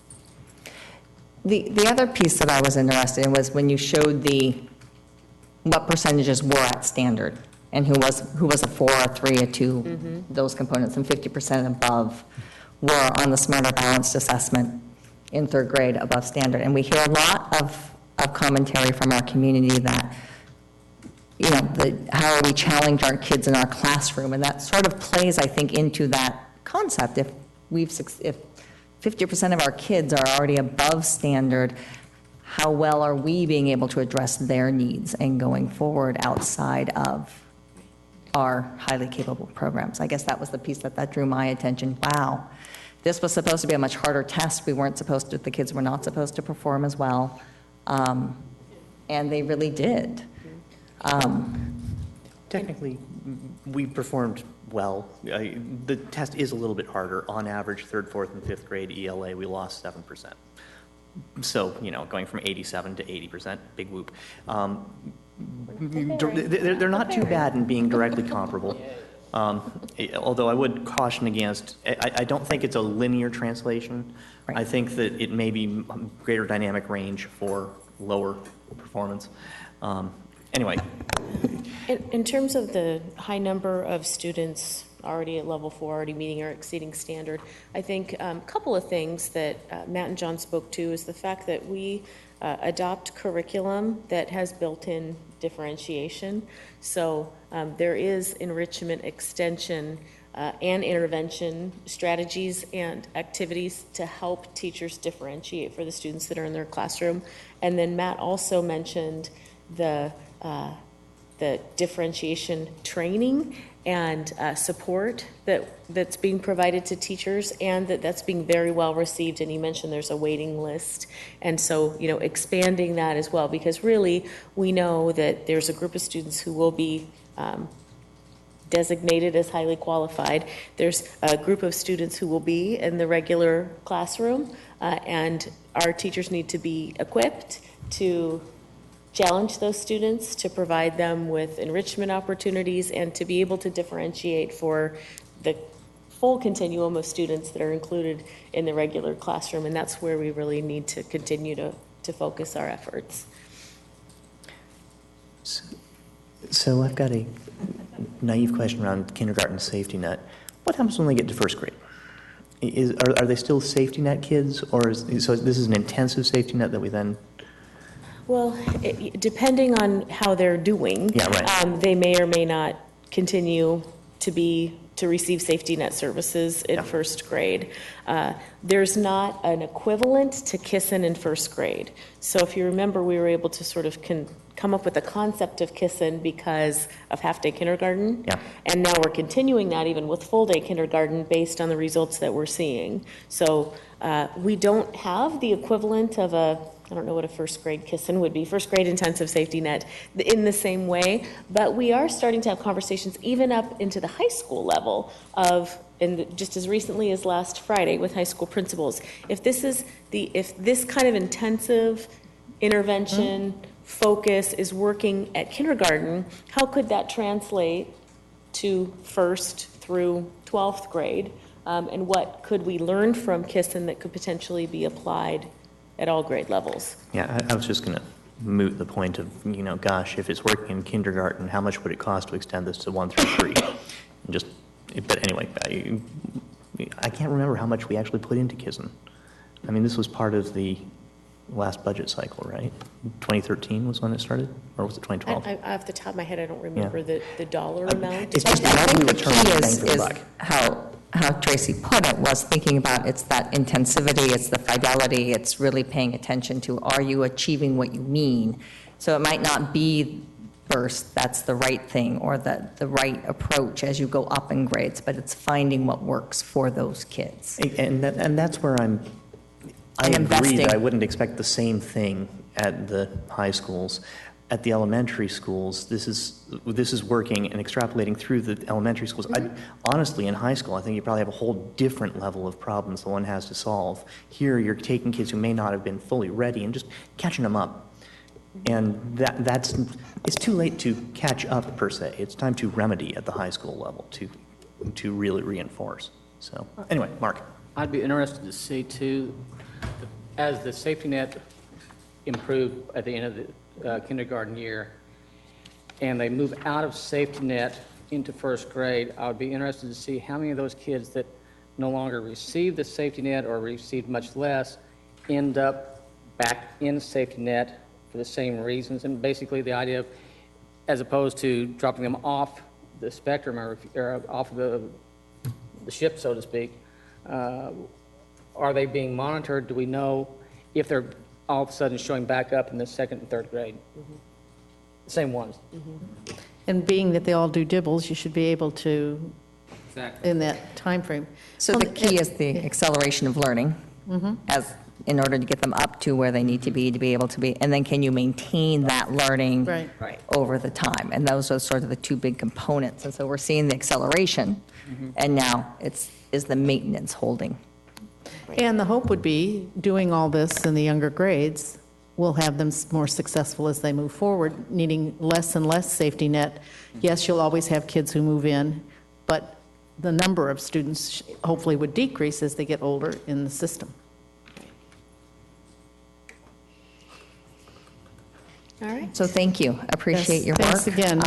And the work at really sort of playing with the data in many different ways to come up with a way that it's useful to be able to look at what we're doing. So thank you.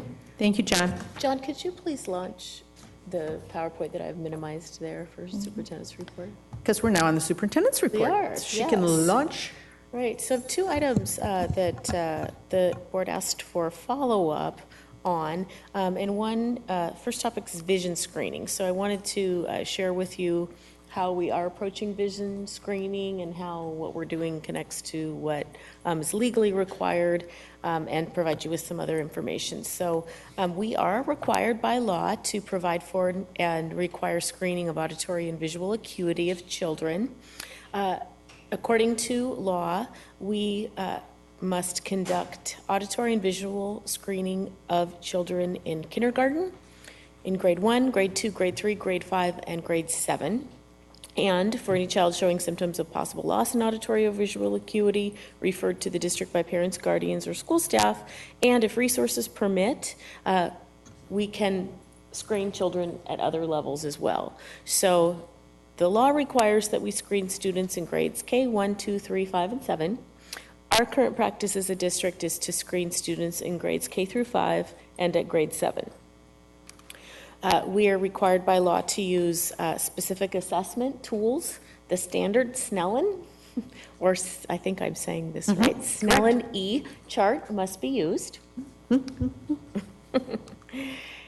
And in terms of procedure, the law requires that we screen children with corrective lenses for distance viewing with their corrective lenses on, that we place the results of the screening and results in the student's health or school record, and that those results follow the student to a new school should the student transfer.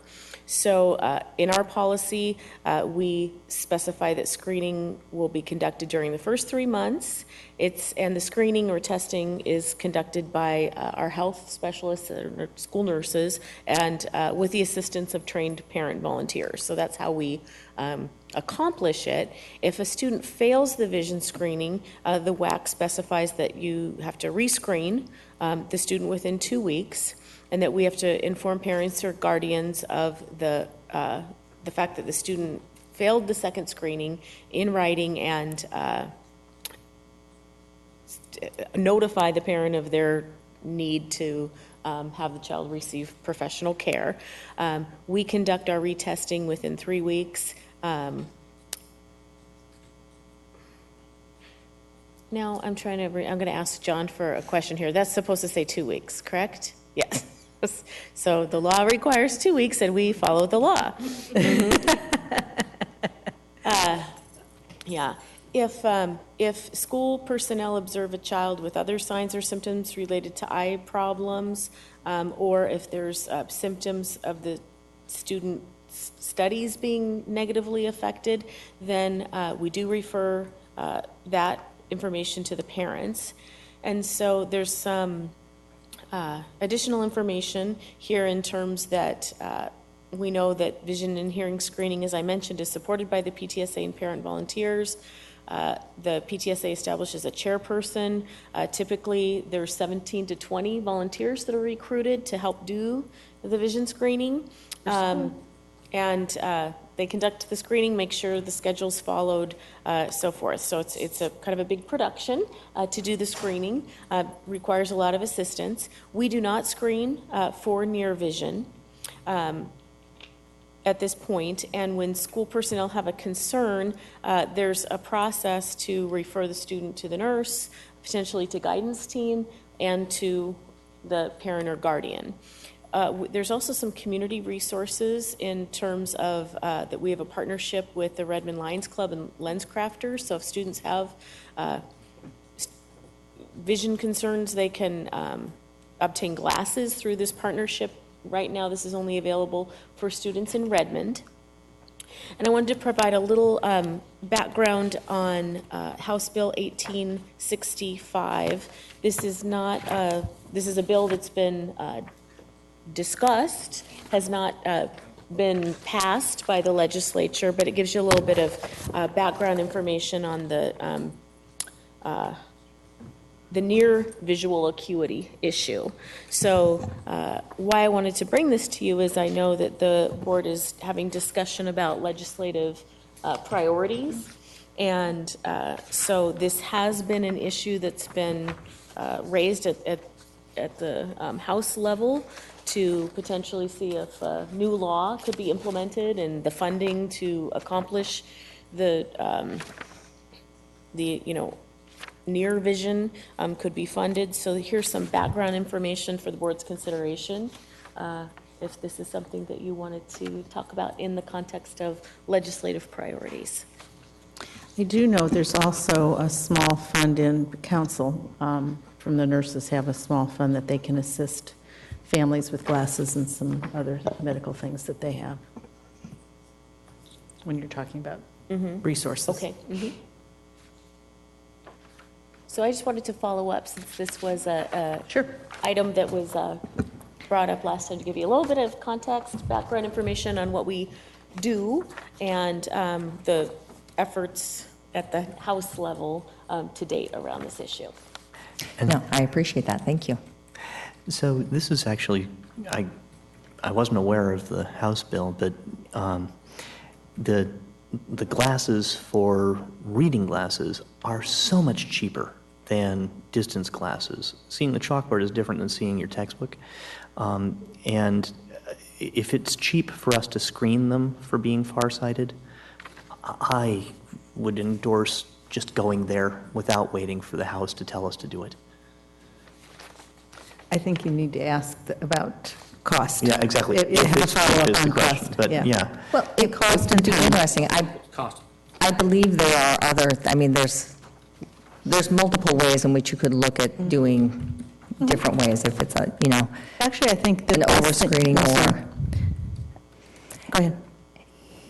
You can also, there's checklists and being able to figure out if a child isn't able to be able to see near as a quick sort of way. So I think there are ways to look at it. But if you read the staff summary of public testimony on there, I think it gives a clear idea around some of the realities around near vision and acuity and how much we do require near work these days. And in reality, most kids don't even know that they're not seeing clearly, because that's the world they live in until there's a change to it. Then they figure out the letters aren't supposed to jump off the page. I remember how those leaves all of a sudden had edges. As do I. For a long time. So I would be interested in looking at it as to what's the benefit? Are there places doing it? Are there school districts that have actually done it? Could we also start with our nurses? I see what you said, what they've said here, but could we also look at, find out from our own staff how they do with vision beyond the requirement of the law that's currently before them? If we could, check with our nurses. To see if they're doing it now? To see the kinds of things they do beyond this mandatory, everybody gets screened. I mean, it'd be interesting, because, each of them work in a number of buildings. Be interesting to see what our current practice is, too. Yeah, I don't believe our current practice is, because we gathered this information both about what the law is and what's our current practice from our nurses, that we are doing yes. near Right, but I'm curious of what they do on an individual basis that may not have come up I think they responded to what they're doing overall. And I'd be just curious to see if that, and they also may have resources to find and answer your question about what other districts do, because they have their own connection with SNO and the nurses in the state. Anyway, thank you so much for finding this information. That second page of the bill is fascinating reading. And cost would be the other thing. I mean, if you do mass screening, it gets a little more time-intensive and bodies. The goal is to serve the kids as best we can, so that those who in the young grades are not, well, at any age where this hasn't been picked up, if we have the capacity to support that from a learning side, it's very important that you can see the text. Yep. I think compliance is the other issue on the parents' end, then when they get the information, but that's a whole other issue. Yes, define the problem first, then we can work the solution. Compliance is the issue. Okay, so we can do some follow-up on if there are other districts in our area that are doing it, and what exactly are nurses doing now? If there's more information I'm just that we kind of didn't- curious, do they get a lot of referrals? I mean, we're kind of addressing this. Is that a way that works? Because there's classroom notice. I don't know, but, you know, is there? And actually, that, you raised a good question. Is there material out there that provide things like the checklist or things that you could even send home with, you know, parents can kind of do with their own kids? And I don't know that that comes out of a physician's office either, which would be probably a good place for it to come as well. Okay. Yes. So there's a starting point. Okay, the other issue for follow-up was the issues around school calendar and curriculum and religion in school. So I want to provide a little bit of information on this topic. We do have policy, administrative policy, on teaching about religion.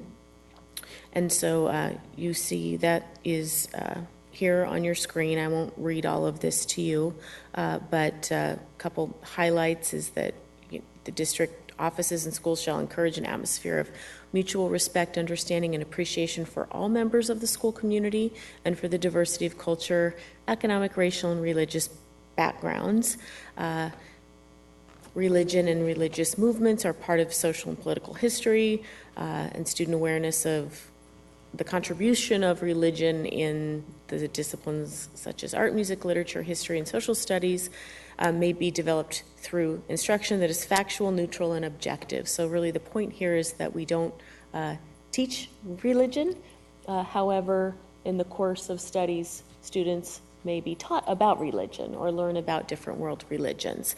We've got specific procedure specifying what can be included in classroom instruction, and so the instruction shall be related to a learning objective and consistent with the district's educational program.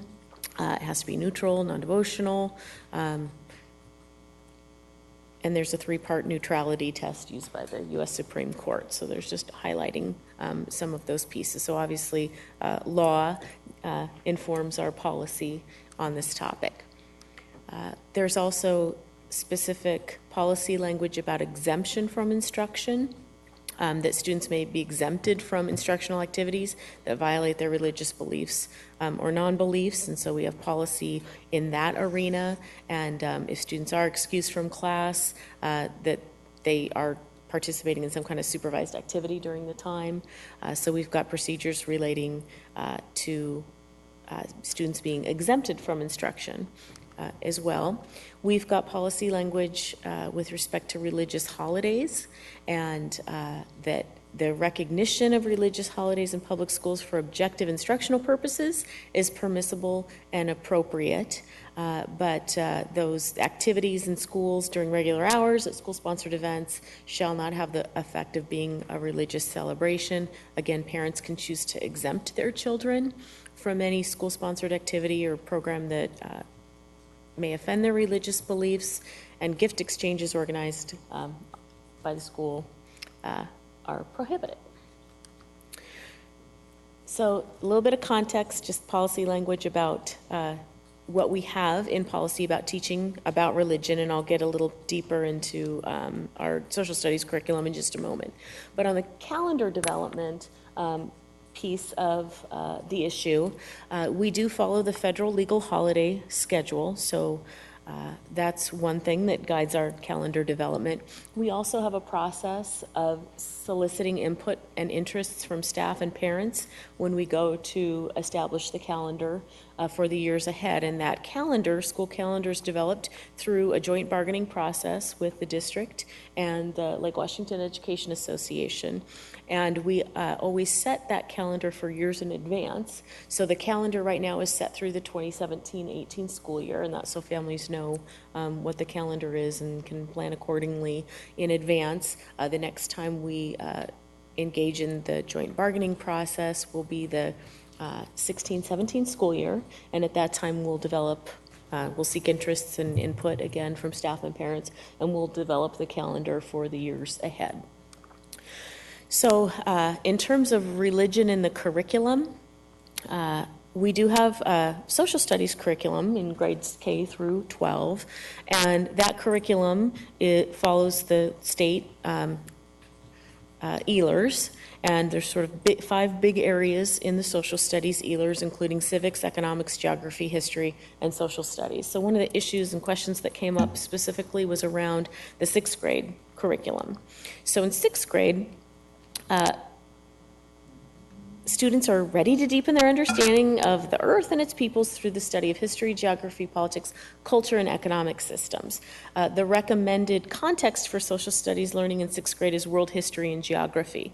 So we've adopted curriculum to support the ELERS and the standards that underpin the ELERS. So specifically for ELERS 3 and 4, the standards are that students should understand the characteristics of cultures in the world from the past or in the present. So there's also time frames surrounding what students are studying, and that students can understand and analyze how cultures and cultural groups in ancient civilizations contributed to world history. So the social studies curriculum overall focuses on ancient civilizations.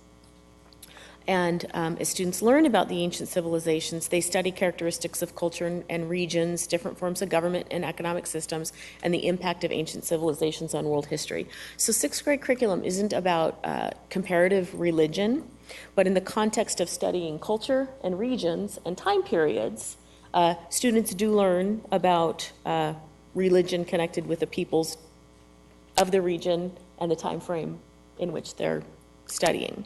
So the 6th grade social studies curriculum focuses on ancient civilizations, and it's essentially the Paleolithic times through 600 AD/CE.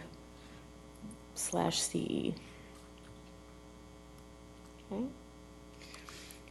If we dig a little deeper into our actual curriculum, our materials, it's organized around specific units.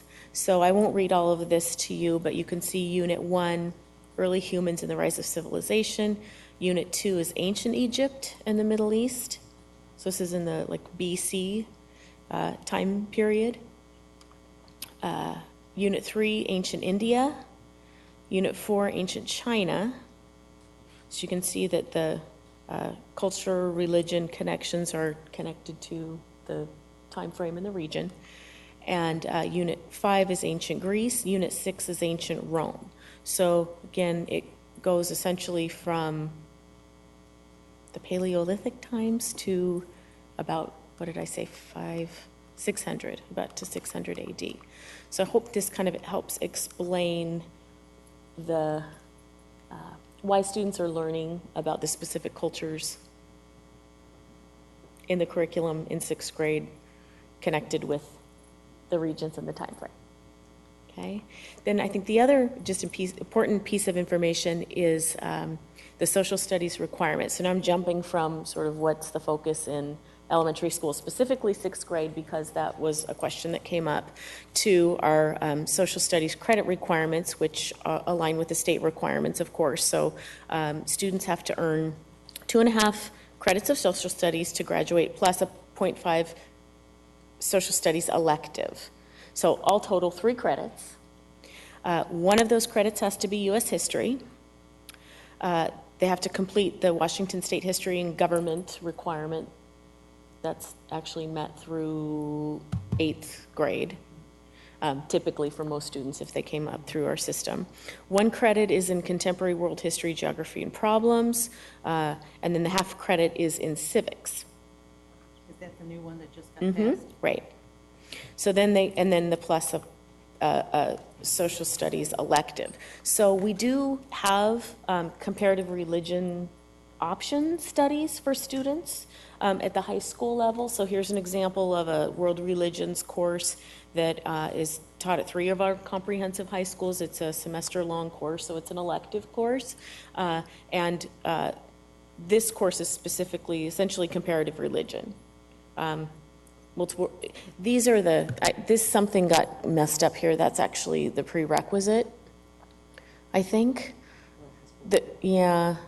So the thing to focus on here is the course description, because you can see from the course description that students are examining major world faiths. So there is an opportunity to study comparative religion, not in the elementary grades, but in the senior high grades. So I just wanted to provide some answers to the questions that were raised last time. Yeah, and I hadn't fully appreciated the fact that,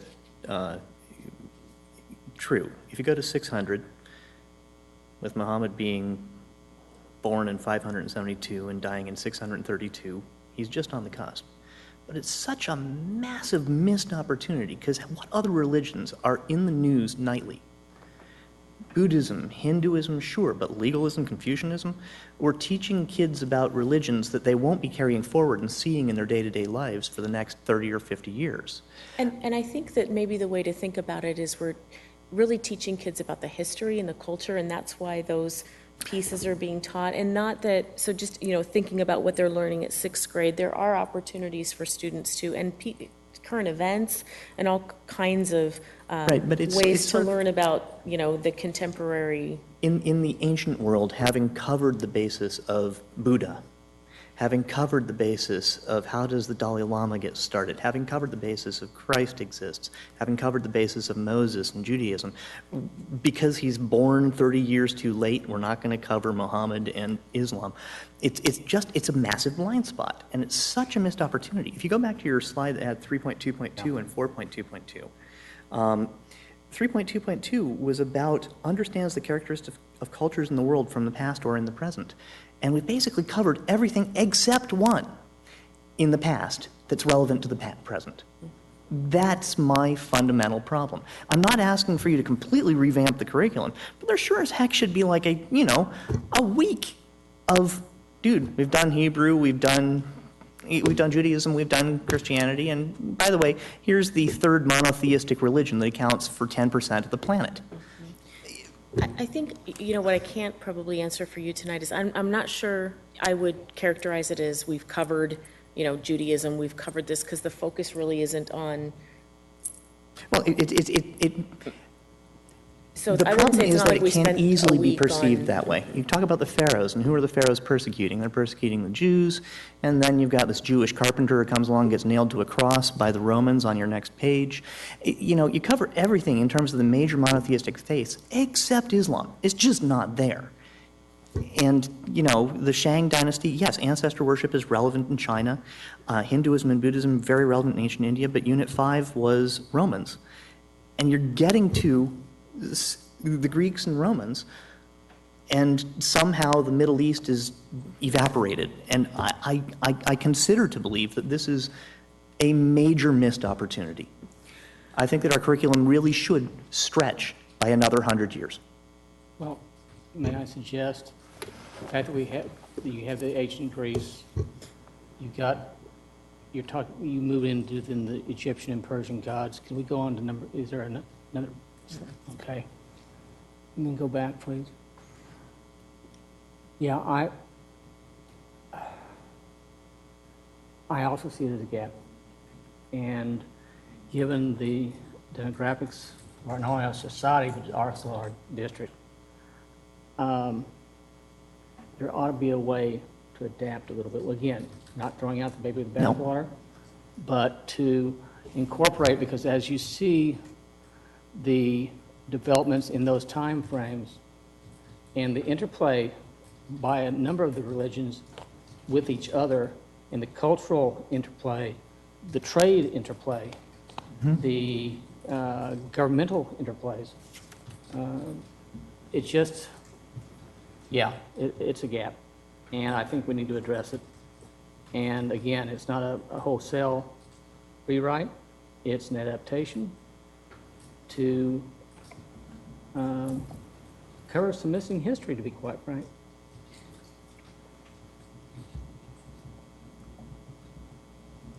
Siri, you're unusually quiet. Because I'm thinking. It would be interesting to look at what are the possibilities of what could happen. I don't know how. I don't know enough, honestly, about Islam to be able to do any of that. So that would be one that I would put back and say, does it fit within that curriculum? Is it within those timeframes? Is it something that, is there another place it does fit? That's the piece, is there's a lot we do in social studies throughout. And I don't know enough about what the goals of the curriculum is at this point to know how that fits. So that's why I'm having a hard time. But to say that, is it important in our community? Is it something that's absolutely? So it might be something of, how do we do it? And I can see in the high school we do in different ways. So the comparative religion, world history, I believe, might cover it as well. So that's why I don't have. Where do we teach, this is ancient history. Where do we teach modern history? Somewhere along the way, do we not? Is that just ignored? History is, I might have to follow up with you to get the whole map of. Because it may be that it comes not in 6th grade, but whenever the next, I just don't remember. It's been so long. I think that's really I remember Washington history in 8th Yeah. grade, that's with my kids, but. Having watched it through with my 11th grader, we still haven't hit Islam. And Okay. I've been very much looking for it since I saw the 6th grade curriculum, Hinduism, Buddhism, Judaism, Christianity, and GAP. Okay. So I think it's worth having you do a little more research good. for us. Yeah, And then come back with it before any further whatevers. And not to belittle anything that has been skipped here at all, I think it's the idea that we need to be conscious of the community. But even when it gets to U.S. history, we skate past a number of decades of Western expansion, basically go from the Civil War almost to 1900 in a blink of an eye. And I was really surprised when, as my son went through those history classes, what he did and didn't, or wasn't taught. There was no inkling of certain aspects of the history. And I don't know what the reasoning was, other than expediency. Okay. Yeah, I mean, I think probably the best next step for me is to do a follow-up Yeah, to that'd be kind of great. give us the whole bigger picture of scope and sequence of social studies. And, I mean, it's true in all of our curriculum areas, there's choices that have to, be made. Why do students read certain books and not other books? And I mean, there's only so many instructional minutes in the day. But I think it'll help if maybe we can, I was focusing mostly just on No, I 6th understand. grade since they're, but if we can look at the whole bigger picture of what's being studied when. Yeah, I think it goes back to the emphasis that has been, the amazing emphasis that has been put on to mathematics and science, and to the diminishing return of history and political science, civics, whatever you want to call it, we've kind of swung the pendulum to one end and had very little on the other. And it, again, goes down to the day. You've got X number of hours in the day. You've got this heavy emphasis on the testing on science and in mathematics, and we're not really testing on the history, so. We do have very specific social studies standards that begin in kindergarten and continue all the way up through the graduation requirement. The graduation requirement, as you saw for social studies, is actually increased. And we have suggested for K-5, not suggested, but guidelines for how much time should be spent on literacy, math, social studies, all of the subject areas. And then at middle school, of course, students are taking social studies all 3 years, just like they take English all 3 years, just like they take math all 3 years. So, but I think if I can come back with a bigger map of curriculum in the area, that would be maybe that'll helpful. help give a Yeah. bigger picture. I think that would be good. And in the smaller picture, I haven't commented on it, but neither have any of my colleagues. The district calendar, I'm okay with how we are playing that game. It's set in negotiations. We are respectful of people, but we're not going to give everybody every possible holiday. It just winds up being kind of crazy. Well, So keep in mind, too, that as you go through the school year and as religious holidays come up, they're not falling into those set standards or set dates, if you will. They don't fall into the winter break, they don't fall into the spring break. Students are allowed to go up to go to their teachers or have the parents go to the teachers and say, Johnny, Susie, whoever is going to be out on Thursday due to this holiday or that holiday. He or she will be in religious services throughout the day, so therefore cannot either attend nor study during that time frame. How can we then make up that lost time? My sons did it, and it's getting done. Exactly. Granted, what's really fun is after you've already given the prior notice is to get the robocall 2 days later saying, your son was absent 1 through 6. And you go, wait a minute, but that happens. Yeah. Okay, thank you. Okay, thank you. Anything for Ledge today, Siri? No, the only thing is the Senate Early Learning 12 Committee is having a listening tour. So there are an opportunity tomorrow night in Everett if you would like to attend and they're talking about the McCleary funding. Those are what they're going around to hear from the community. So there's one piece of the listening tour, then there's one in Renton, and I believe October 20th at the ESD. So I plan to attend the one in Renton to be able to, so it would be good to have our clear points as to what we want to feedback, because it is sort of an important time, and there's lots of discussion at this point in time. Senator Hill put out his presentations that Dr. Pierce had sent us.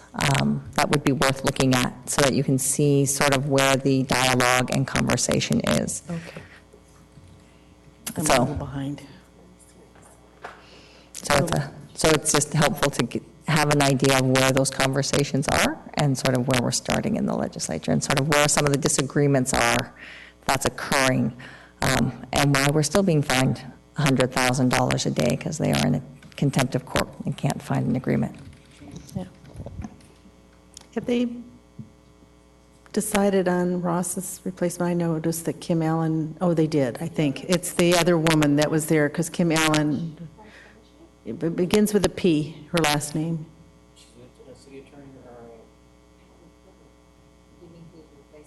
Ross? I missed. K-U-D. Is it a K? That was Kuderer. I'll have to look, but yes, they have decided. Okay, thank you. I thought not, and then I remembered that I saw that Kim had. She had removed herself Yeah. out from Yeah, it, so and that they they had- have yes. made the announcement. Okay. It'll be an interesting time. He was quite the negotiator in budgets, so he will be missed. Okay, any board follow-up items? Future agenda? Not quite either, but just for all of our avid fans who are still watching us, on Wednesday at 6 p.m., we have the Long-Term Facilities Task Force Town Hall at Rose Hill Middle School, I believe, 6 p.m. till the cows come home. And if you haven't already given us feedback, please do come. And Janine, maybe not till the cows come home, so that they have, but if they want to be there, they might want to come a little earlier than the cows come home. What was it, 6 to 8:30? Okay. Okay, 6 to 8:30. It's an open, I mean, it's not a come in, sit down presentation? We're going to have stations, so you can come learn about some of the challenges, you can hear the task force recommendations, and then we'll have discussion tables, so people can have conversations with task force members about the recommendations. And then I think at 7:30, we're going to have task force members, people have an opportunity to ask questions of task force members and give, direct feedback in a large group setting. So, and just also a plug, the online open house is still also open until October 11th. And we know we do have an audience, so. And finally, thank you to all the community members and task force members and staff who made it to the 4 community meetings that we have held in the different learning communities in the cities. That was appreciated, and the feedback was great, and the dialogue was always interesting and enlightening in that process. So thank you to all of you. Okay, anything else, future board debrief, other comments?